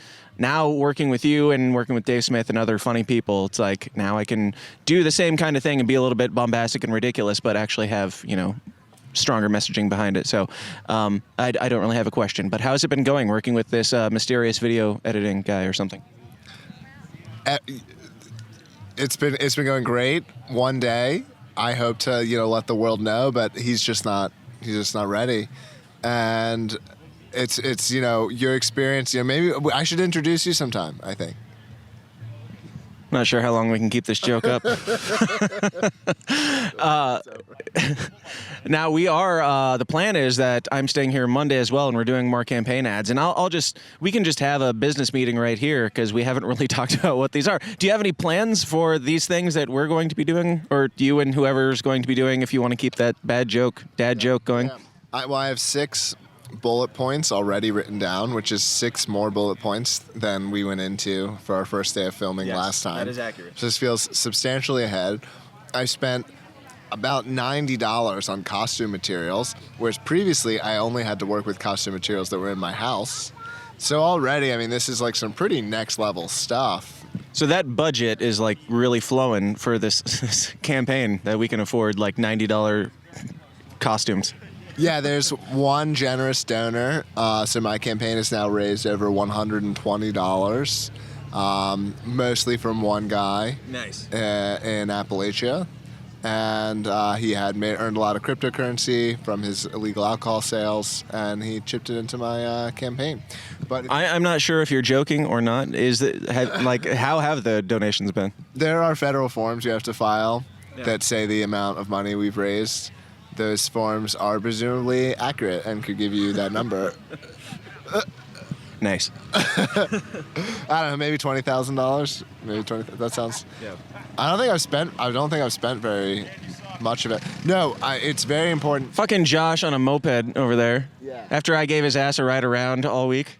If you don't give me money, you don't believe in libertarianism, I think would be my most succinct message. That every person who has never given me at least $100 likes the state and wants it to rule them. And they hate climate, right? They don't like the earth or the future of the earth, I'm pretty sure. Spoilers. This will be coming out after the new video, so we can talk about it. Oh, that's right. So you may have seen my new ad, and it's very important. If you don't give me money, the earth will literally be destroyed. Okay? It's called climate change. That sounds pretty serious. Yeah, it's called climate change. Climate change will destroy the earth, and the solution is to give politicians money. Okay? That simple. Do you want to die? No? Donate to my campaign. Think about it. I mean, do you? So I read an article last week that said the woolly mammoth, they found a woolly mammoth, its tusk was sticking out under like layers of, I don't know, science. And they said, if we're not careful, we could end up like this woolly mammoth. So I'm curious, I have to ask you, like, do you think that the woolly mammoths died because they weren't giving enough money to politicians? Or was it something about, like, them using too much fossil fuel back then? All right, I'm just going to lay a fact out there. Everyone draw their own conclusions. Every animal that ever went extinct did not donate to my campaign. Facts. So, it's called something. Can you name a few of these animals that, you know, were obviously jaded and hated the environment so much that they didn't give you money? Saber-toothed tiger, woolly mammoth, every dinosaur, dodo bird, whatever, the buffalo. Other buffalo are dead, right? Are they dead? Yeah, all buffalo are extinct now. Yeah, like a lot of them. There used to be way more of them, and they died because they didn't donate. Yeah. And the dodo bird, that's another extinct animal. Mm-hmm. There are, as I understand it, lots of extinct animals. The Bragg caucus, I'm pretty sure. No, they're not. Well, they are. They're extinct. They never gave me money, so it checks out. Yep. So, yeah. How much? I don't know how much you want to like spoil on other campaign ads or any plans that you have coming up as far as the campaign. Are there surprises that you're fine with sharing? We're definitely, we want to keep, pushing that. Well, pushing that was really the wrong word because that's the edge. It's like we want to make sure that we're not like getting ignored. So I want to make sure that I would like us to be able to get into the debates. Like that's a big one for me. So I think there's a lot of opportunity there. And we're going to keep having the ads come out. We're doing this sort of on the ground political stuff too, but that's, more boring. So it's not as interesting to people. More boring stuff usually is not more interesting. Yes. Yes. Yeah. So with that, like with these campaign ads and stuff coming out, like I work with a lot of different people in the Liberty movement and I give them the video and they do with it what they want. I don't really pay attention to how well they're doing. Have you got like what kind of, I've gotten some feedback personally, but how have the, has the response been for reptile or lizard person, Jeremy Kauffman, lizard person, and War is Gay? So each of them have over 100,000 views. I think War is Gay is like pushing 500,000. Nice. Wouldn't surprise me if it crosses 1 million because people are using it as like a reply video. I don't think the lizard person one is being used in quite that way, but it also went, decently viral. And I think that's great for like, just you're not paying to advertise it,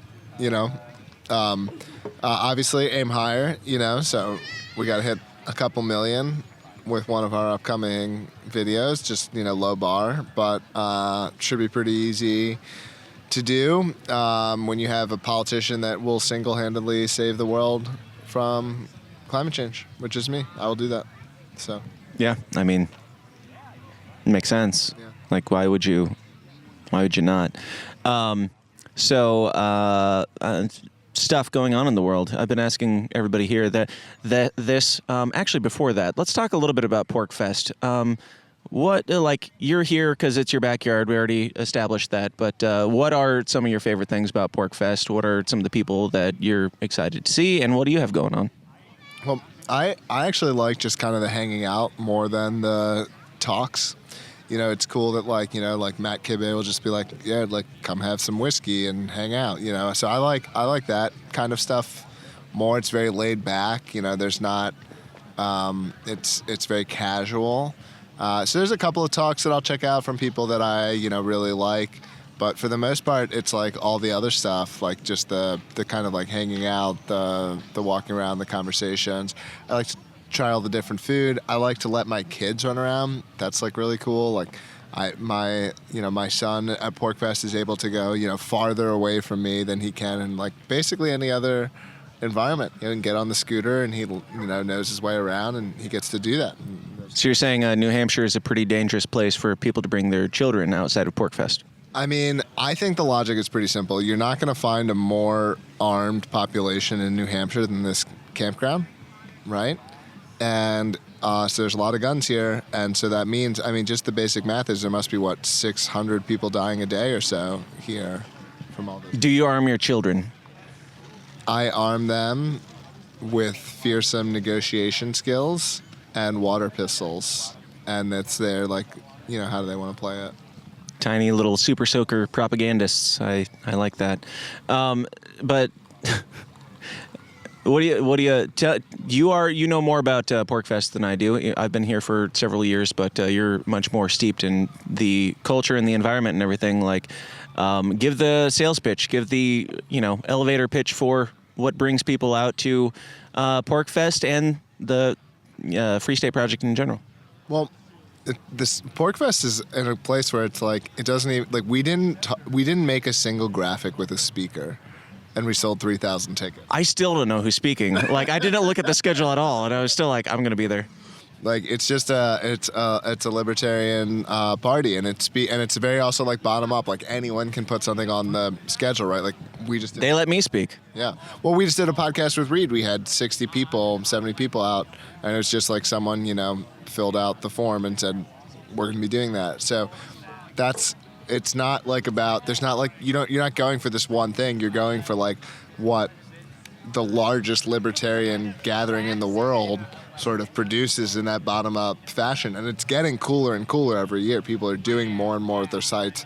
They're doing more and more. And it's awesome to see because I think it's going to like be this like continue to accelerate where people are doing more and more stuff. So that's what it's about. It's like you get to be with thousands of other, libertarians. They tend to be libertarians are creative people. I don't know if you know that as a person. No. Yeah, a lot of them are, and true. And so it's just a fun time. Like, yeah, there will be big speakers every year. There will be speakers who are going to get 500 to 1,000 people out. Go check them out. But I think that's like not specifically what I come for. You come for the child labor, right? Yeah, I think it's very important I try to buy something from a child every day, teach them that entrepreneurship. It's too easy for the kids here. People have sympathy. I told my kid he had to earn $20. Took him 5 minutes, right? He earned $20 in like 2 hours. I was like... These kids are hustlers. It's quite impressive. Like, they do more to make money. Like, I come out here and I'm like hustling, trying to make money myself, but I see these kids going around selling like gold backs and maps and shit like that. It's how do you think Gary Johnson feels about all this flagrantly anti-libertarian child labor that we got going on here at PorcFest? I would love to have Gary Johnson come out to PorcFest. I think we could really shift his mind on child labor, as well as there's people consume drugs at PorcFest that Gary Johnson thought the federal government should keep illegal. But I think if he came out here and saw the way that people interacted peacefully, I think we could change Gary Johnson's mind. So Gary Johnson should come to PorcFest and come and check it out. Yeah, and I mean, out here you don't even need a license. You don't need a license to, I don't know, serve alcohol or sell certain things. You don't even need a license to, cook toast in your own damn toaster. I mean, it's quite impressive, the amount of freedom that is out here. But so I have been asking people, like, what do you think is the most important thing in the world right now? Like, there's a whole lot of things going on. COVID's somewhat dying down, or at least on a trickle, but we're working into, like, with Ukraine and all the divide and conquer strategies that they've got going on in the mainstream media. What do you think is the most important thing that people need to be looking into right now? New Hampshire, dude. Fuck you. Come on. Dude, I want to play offense, not defense. I'm like, libertarians have been playing defense forever. We get to play offense here. Like, so I think I can talk about nuanced New Hampshire shit, like what I think they should do next electoral season and like what their policy priorities should be, because I have actual opinions on that stuff. But I think it's like, I want to play offense. We get to play offense here. I don't care about the rest of it. Like, very local strategy. I suppose that's a very libertarian answer. What do you think about the world? Well, my neighbor is being kind of a dick, so let's focus on that. Yeah, screw you. I got mine. No, I mean, that's not what I'm saying. Obviously, like, PorcFest is very communal, lots of sharing, lots of that kind of thing. But I don't care at the end. I don't care. You don't care about Johnny Depp and Amber Heard and how they abused each other? I don't care. I don't. Me neither. I don't. I even the Ukraine, like, I care in the sense that, like, it's a sad situation and it's the government, the United States government is doing some stupid thing that it's done repeatedly. But in terms of, like, my day-to-day life, like, Ukraine's not on the list, man. Like, I wish it wasn't happening, but Whoops. I don't care. Sorry. We got good stuff going on here. Yeah. No, that's. I mean, I guess that's the most libertarian answer you could give. Well, it's not affecting me, so I guess we're good here. They should stop. I mean, don't do it. I mean, obviously, Putin. They should stop, but I can't fucking stop them. Yeah, Putin listens to your show. I know. He's a Downers Club member. Yeah, he's subscribed at the $5 level. Actually, I was like, seriously, $5? So, stop doing that, dude. It's really rude. Not cool. Quit being racist and quit bombing Ukraine or whatever the fuck. Actually, as a libertarian candidate for office, I should be putting out the libertarian position on the war in Ukraine, which is that Ukraine should be borrowing money off of the loss of productivity that would happen from Russian rule. They should, obviously, since Russia is such a terrible country, Ukraine would be a far less efficient country. Easily, they should be able to borrow tens of billions or hundreds of billions of dollars, and they should buy those weapons on the free market at free market prices, rather than get government charity. Like, it's fine to rooting for Ukraine is fine. Like, no one's rooting for Russia. I don't think there's very many people rooting for Russia, but it's not charity, And if Russia's going to mess up Ukraine, let's go, Ukrainian people. Stop fleeing your country. Women can shoot guns. By the way, I would like to be on the record that as women can shoot guns. Give them some guns. Let's be egalitarian, Ukraine. Do they shoot better than they drive? Yes. That was a lot of pause there. I'm not convinced. I think they shoot better when they drive. Based. So, Jeremy, thanks for giving me the time, man. I really appreciate it and love working with you. I'm going to give you the mic now, and you can say any message that you want. You can whore out your state or whatever you want to do, or plug anything that you want. Tell people where they can find more information about your campaign or anything you got going on, man. I think if you're the kind of person who still listens to videos when they've reached this stage, you should adapt your life, and it's time to make different choices. No one listens to the last 5 seconds of a YouTube video, okay? Thank you.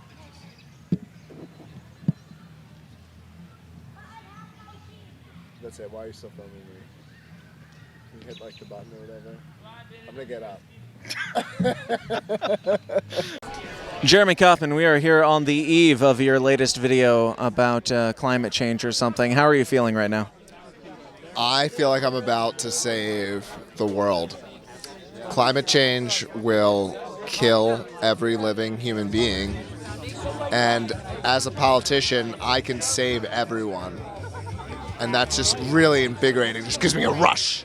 I mean, what is your plan for saving everyone? Sorry, I'm still figuring out this camera setup. What is your plan for saving everyone? I hear it has something to do with monetary compensation for your campaign. Does that help? Yeah, so you give me money, I'll give it to other people, they'll fix it.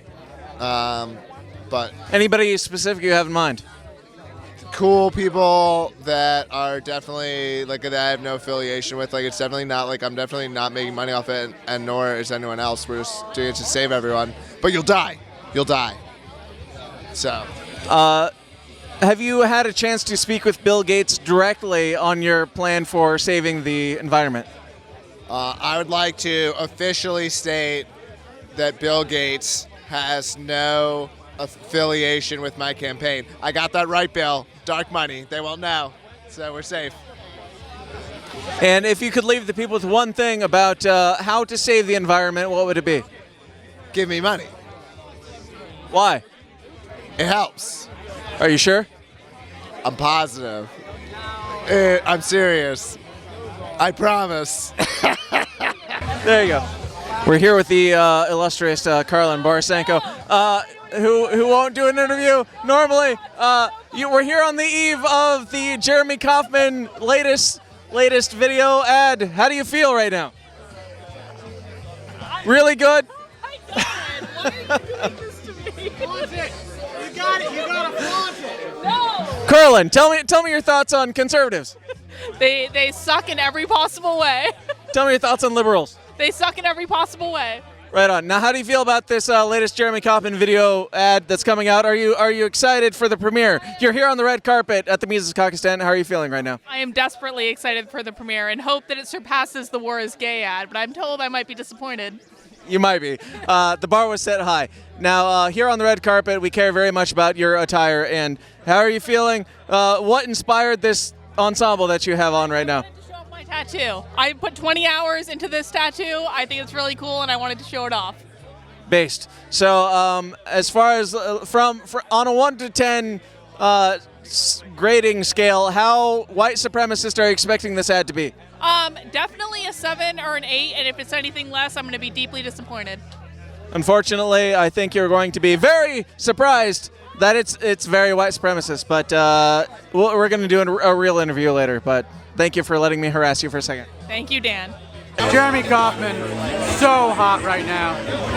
Physically, sexually, metaphysically, spiritually, yeah. Man's on fire. His body, but also his political leanings. I like it all. I'm going to say 50-50 body, 50-50 political, just philosophical leanings, yeah. Take a minute, grab a chair, make sure everyone can see with this video, and I'm going to hand it over. Hey, everybody! All right, Jeremy speaking!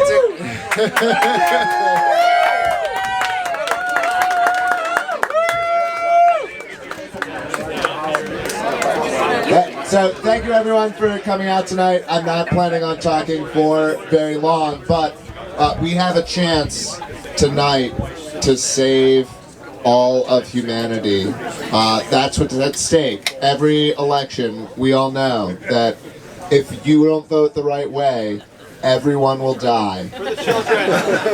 Everyone will die if you don't vote the right way. And this is the loving message that libertarians can spread, which is if you don't support the right candidates, Earth will end. And that's what we're here to spread tonight. So we're debuting the next one. Thank you so much for coming out. It really means a lot to me, everyone that's here.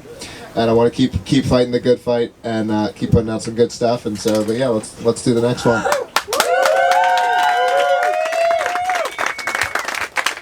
You're gonna have to bear with me 1 minute. Since I'm the tech guy and I get paid a lot.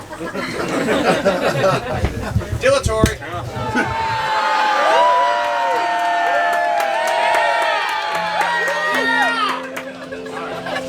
I'm Jeremy Kauffman, candidate for U.S. Senate.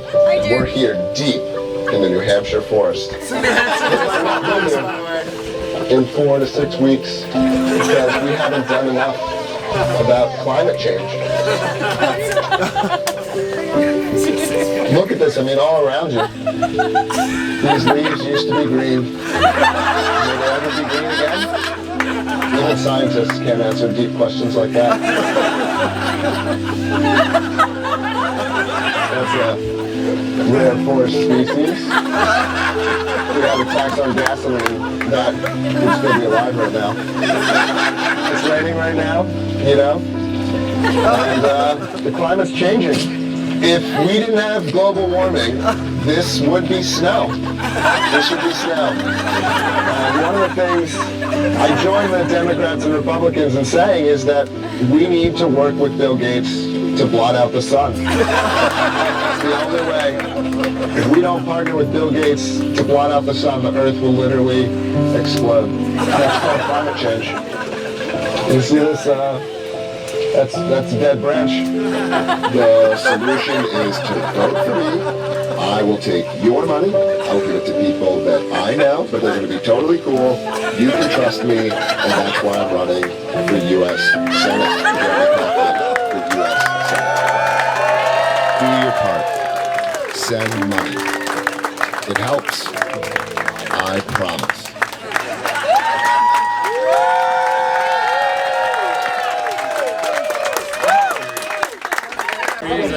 Hey, Jeremy, how do you feel about that one clip that I forced you to use that you didn't want to use, the condom one? I like that.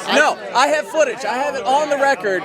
We filmed that, and you said it off the cuff, and I was like, that's brilliant, and you're like, yeah, we're going to do this tree branch one instead because I don't want to use that condom one. I was like, no.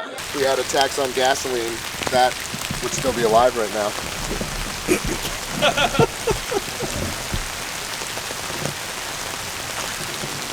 Let's do that one again about not a condom because in case Are you sure? Yeah. All right. No, it's going in there. Obviously, you know, as someone who's running a campaign, I understand when you've got to recognize when people have talent that you don't have.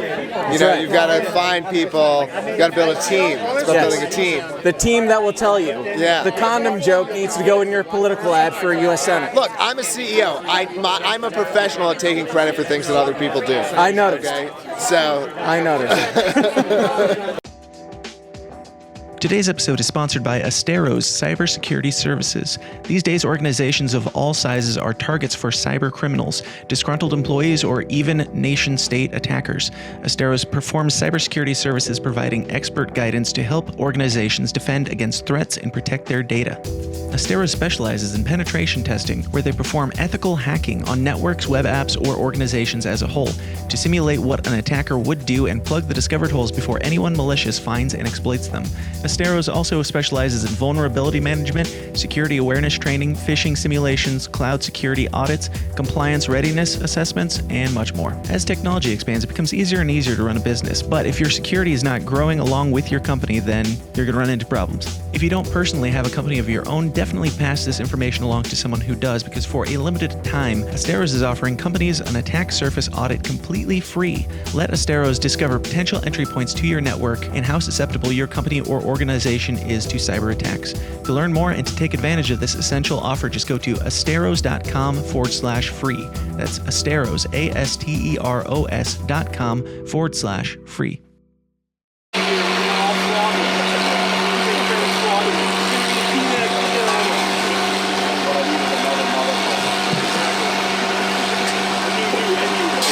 Clint getting tacos. My favorite footage of the day so far. What's that? Clint getting tacos is my favorite footage of the day so far. It's been a pretty boring day then. That's right. So we are here at PorcFest 2022 with the one, the only, the notorious Clint Russell, who he has a libertarian podcast. It's like something about lockdowns. I don't know if that still matters anymore now that the lockdowns are over, but I guess they'll be coming back around, so we'll see. But he is most notably known for being verse 2 on Freedom or Die, this really cringy rap video that I hear on. Clint, how's it going, man? I'm good. I'll hold it. It makes it easier. Okay, sure. I do feel as if most people that watched that video were surprised that it wasn't as cringy as it could have been, but our normal detractors did come out of the woodworks and fucking clip my verse in particular to drag me, which was fun. So, yeah, I mean, we did that together. It was literally just like a, hey, I'm doing this shit, send it out, throw you on there, whatever. Like, I want to like build culture and, involve more people in things, like whatever they are. I enjoyed your verse. I enjoyed working with you and collaborating on that thing, and I think we need more of that shit. It's funny, like the people who are detractors, I don't know who any of them are. Have you seen any of their solid work and rap career that they've been doing? No, actually, I have not experienced any of their dope rhymes and fat beats. That's exactly how I responded. I said, thanks for the plug, and also, if you think I suck, do better. Like, that's all I'm asking for, because I want our message to be in the cultural sphere, and whether or not I'm the best messenger for it, highly dubious claim to say that. However, you are very good at what you do, and I think that if we can at least have the courage to put something out that's creative in nature, it's better to try than to not try it at all, you know? Absolutely. And also, I mostly don't give a shit. Like, I tried doing the band stuff. You did, you did music stuff back in the day, right? So we're familiar with, you put your shit out there, and most people hate it, and that's fine. We're just making a thing. Exactly. Enjoy it or don't. That's on you. Any thoughts on that? No, you're exactly right. I mean, I've never taken it seriously. I think the fact that I've, and for the record, I did it when I was 20, and then I didn't do it for 15 years, and then I fucking come out with my podcast, and I was like, well, what would be a good marketing tactic? And by the way, to all the haters out there, fuck you, it worked. I put all of the podcasts that I listened to in my opening verse, and then I just sent it out to them, or I tagged them in it when I launched it. And now I've had, I think, everybody except for Tom Woods from my opening verse or my outro now, on my podcast. So, like, fuck you, it worked. So that was really all I was going for. But I think the fact that, like, I just tried it all, they're like, this guy thinks he's great. And I'm like, no, I don't. It's kind of the same as, like, I trolled Dave Smith to get him to come on my show, and I made several videos that are calling him a coward. Very flagrantly, obviously a joke. I had, like, the picture of sad Ron Paul that's like, Dave Smith is a coward for not going on the System Down podcast. Ron Paul probably. And people still, like, even with that in there, they're still too autistic to understand that it's a joke. Not that what we did was a joke, but, like, they don't get it. They don't get it. That's fine. Like, even you putting, like, these people in your intro or whatever, that might be cringe to some people, but it's like, it worked. You can't really argue with the results. Exactly. And at the time, I was literally, no one knew who I was. I had just came from being a fat chick in a bikini, profile pic, to coming out publicly and saying who I was and starting the show. Wait, are you trans? Holy shit. Don't tell Tower Gang. Well, yes, I am. So yeah. You hide it well. Thank you. I pass, as they say. Myself and I'm forgetting her name. Anyways, I just really enjoy, and as I've said to other people, I really enjoy the process of creating. Like, it stretches my brain in a way that I don't normally get to. Like, I can talk about finance and investing and economics, and even to some extent, anti-war, anti-government stuff in my sleep. But when it comes to trying to mix those ideas down into something that rhymes and might be palatable to the ear, it's a very different process, and I like it. I like doing it. So, like, again, you don't have to listen, though. Like, if you hate it, it's okay. But just like with the Tower Power Hour, I'm perfectly fine not listening to that personally. That's a great idea. I would highly recommend no one listen. But one thing that I would note is that of all the people that quote tweeted and retweeted the clip of my verse where the dude was dragging me. Thank you. Not a single one of them was not already blocked by me. So it was just hater central. Everyone that was blocked by me already was like, I'm going to retweet this because fuck this guy. And that's fine. I get it. Oh, the people that hated me already enough for me to get to the point of blocking them. They don't like me. I'm shocked. Okay, cool. We've got megaphones.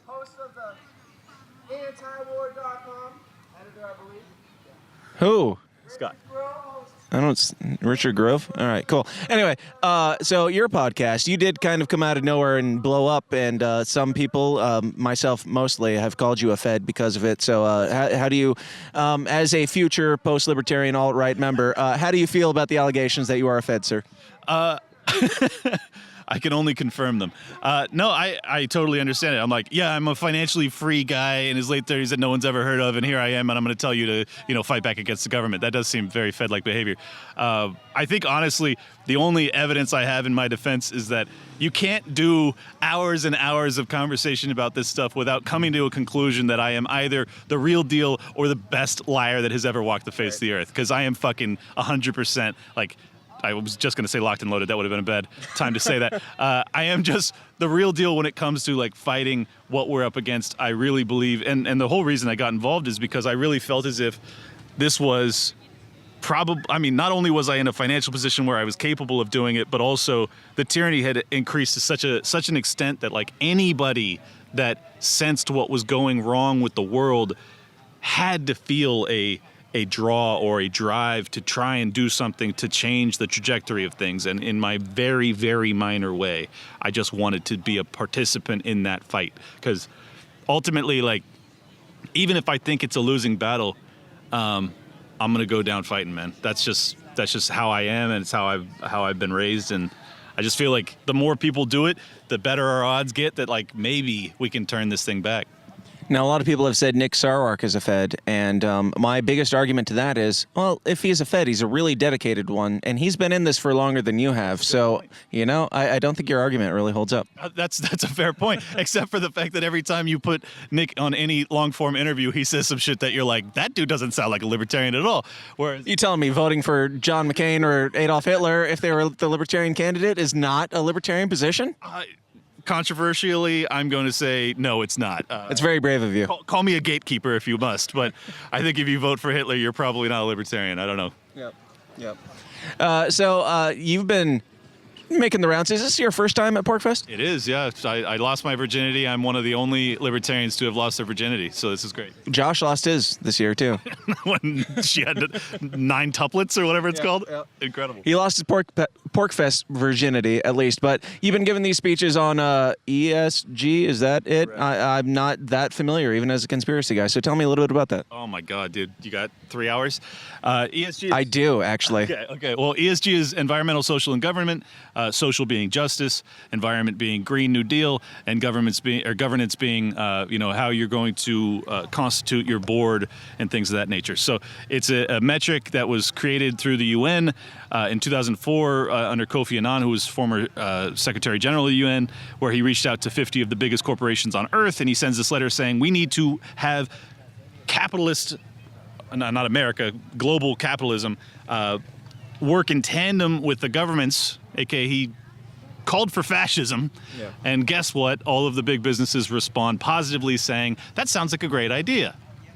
And because of that, wokeism has now taken over corporate America and just corporate environment globally to such an extent that I think that civilization is on the verge of collapse because they are propagating this anti-white, but moreover, woke and victimhood culture of everybody that's not in the straight white male demographic. It's really toxic. It's completely unprogressive if you use it in the dictionary definition, not the literal or not the actual use of progressivism today.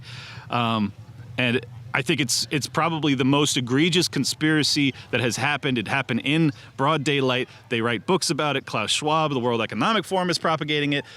Bill Gates is a participant. Most notoriously, Larry Fink, the CEO of BlackRock, who manages over $10 trillion.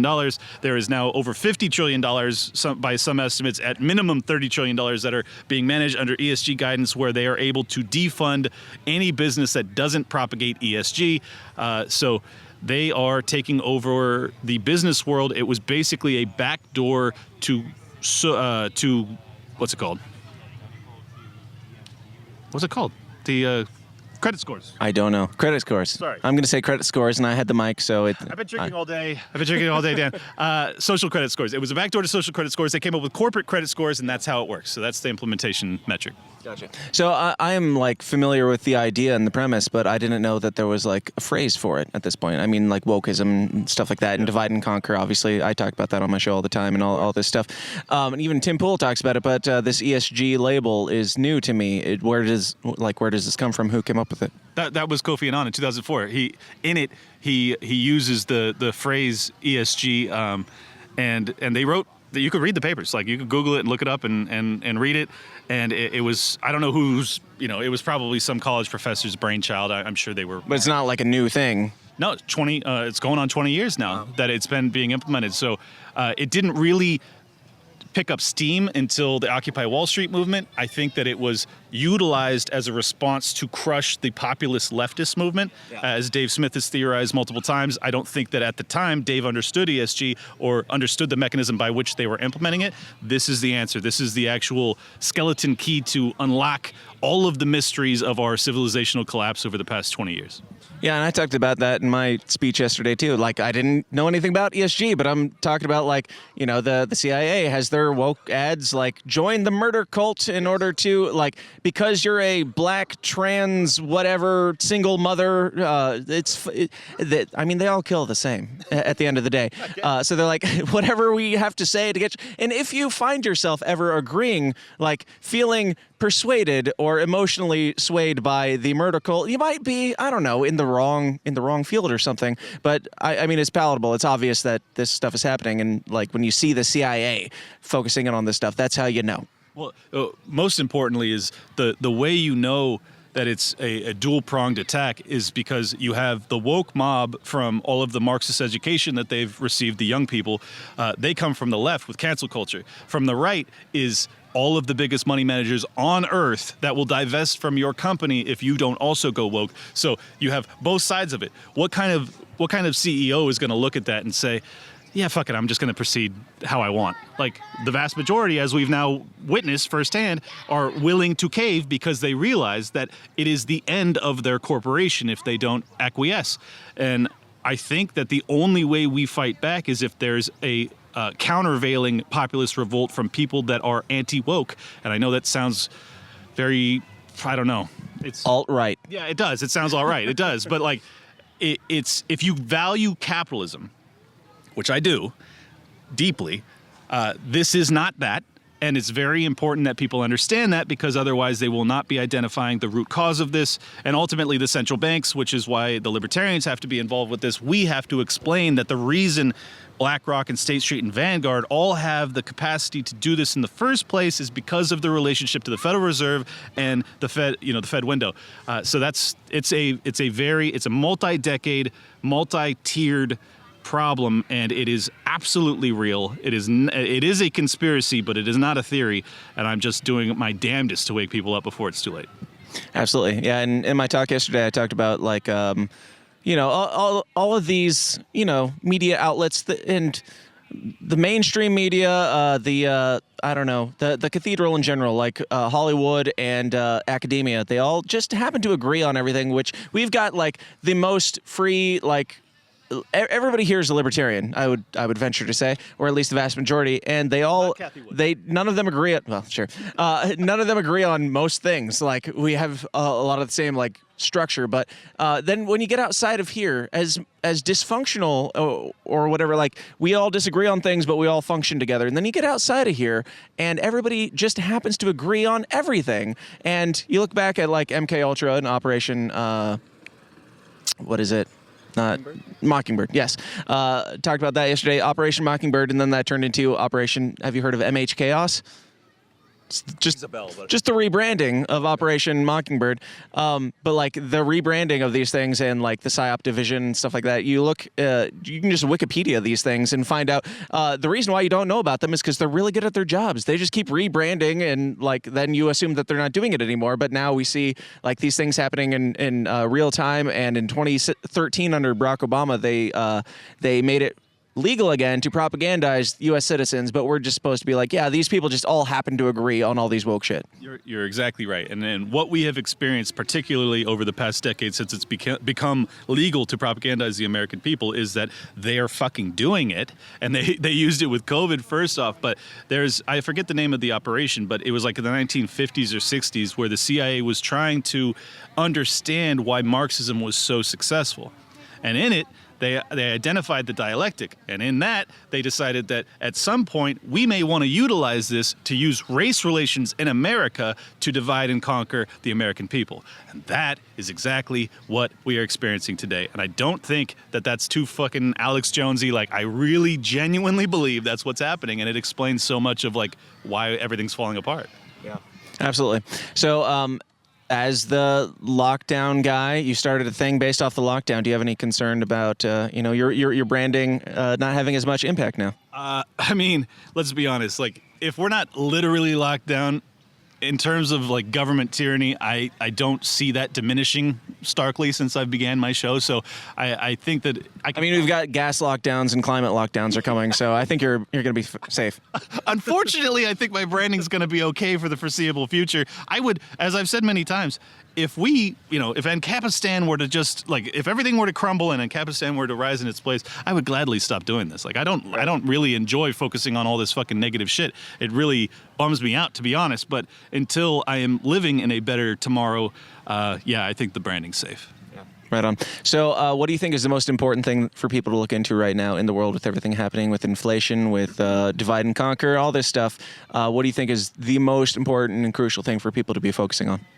I mean, it depends on what they're trying to do. But if you are if you're in any sense looking into investing, I would definitely be watching the Fed's decisions when it comes to interest rate hikes over the coming 6 months or so.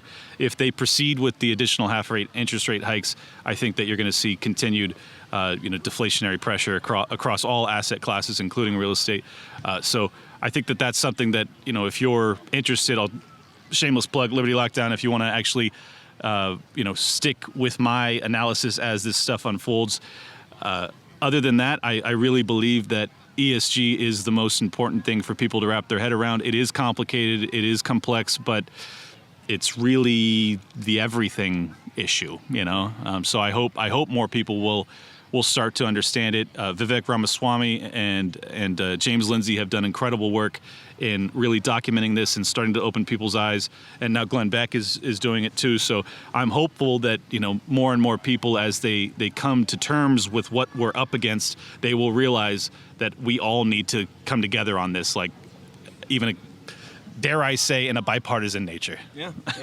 And I mean, it's complex because it's brainwashing. Like it's propaganda. It's literally manipulating you to believe something. So convincing people to break outside of the matrix is the problem that we're up against. Now, do you have? Are you more white-pilled? Are you more black-pilled? Like, how do we work around this? Do you have any thoughts? Yeah, well, I mean, you're asking me after I'm hanging out with a couple thousand libertarians, so I'll say white-pilled right now, but you're also pretty high, so. I'm really drunk, but yeah, I mean, I every day I wake up, I feel differently. As I've said many times, like, short-term, I'm pretty black-pilled. Long-term, I still maintain a tremendous sense of optimism because I feel, you know, maybe it's just because of my own, you know, lived experience, as some woke asshole would say. You know, I've found this community. I've found tremendous support from people all over the world that are now, you know, listening and supporting my show and you know, DMing me that saying, you know, your venting about the lockdowns kept me sane, you know, shit like that. It's hard not to feel good, you know, as much as I'm looking at all of the darkness that's almost entirely state-derived, I still maintain faith in humanity, faith in liberty, faith in our capacity to weather and grow through almost insurmountable odds. So I wouldn't be doing what I'm doing if I didn't ultimately have a deep sense of optimism. So I guess I'm white-pilled. Right on. Now, PorcFest, your first year here, is there anything specifically that brings you out other than you being brought out to speak? Is there anybody in particular that you're looking forward to seeing, or like, how has it been so far? It's been great, man. I really love the opportunity. I've never given hour-long speeches, and I had to do 2-hour-long speeches in back-to-back days, so that was fucking incredibly daunting. I'm now done with that, and I'm able to just do, you know, interviews and meet people and hang out. So I'm really starting to actually enjoy my time here. The first 48 hours was just like pure stress factory. But it's an amazing environment. I'm floored by just the kindness, the happiness, like everyone, even though we're like all going to these seminars where we talk about the darkest shit, in between there's just a beautiful sense of community, and I can't wait to come back. Awesome, man. Well, thank you so much for giving me the time today, and I'm going to give you the mic now, and you're going to talk into the camera and tell them anything that you want to tell them, anything at all, literally, anything you want to promote. Let them know, like, what the next step is in your hip-hop career or whatever you have coming up, man, but anything that you want, the floor is yours. Here you go. Should I just go? Yep. All right. Everybody out there, this is the most important thing I have to say to you today. Unsubscribe from The System Is Down. It's vitally important that you unsubscribe from Dan Smots. He has been trying to take credit for Jeremy Kauffman's ad campaign. I want you to understand that it has been a one-man show. Jeremy Kauffman has edited all of that. It hasn't been Dan. The entire time. Not Dan, no. Jeremy Kauffman, exclusively. Go subscribe to Jeremy Kauffman's show, whatever the fuck that's called. But most importantly, unsubscribe from The System Is Down. Thank you. Awesome. You don't have to run that if you don't want to. Oh, I'm going to. And I, coincidentally, happen to manage the most money of any human being on earth other than central banks. Hey guys, thanks for watching. Be sure to like and subscribe on your way out and help us change the world one uncomfortable conversation at a time. And if you like what you hear and you want to hear more, go join the Downers Club at patreon.com/thesystemsdown for bonus episodes of the show every single week. Until next time, please continue to question everything, stay uncomfortable, and I'll talk to you then. Thanks.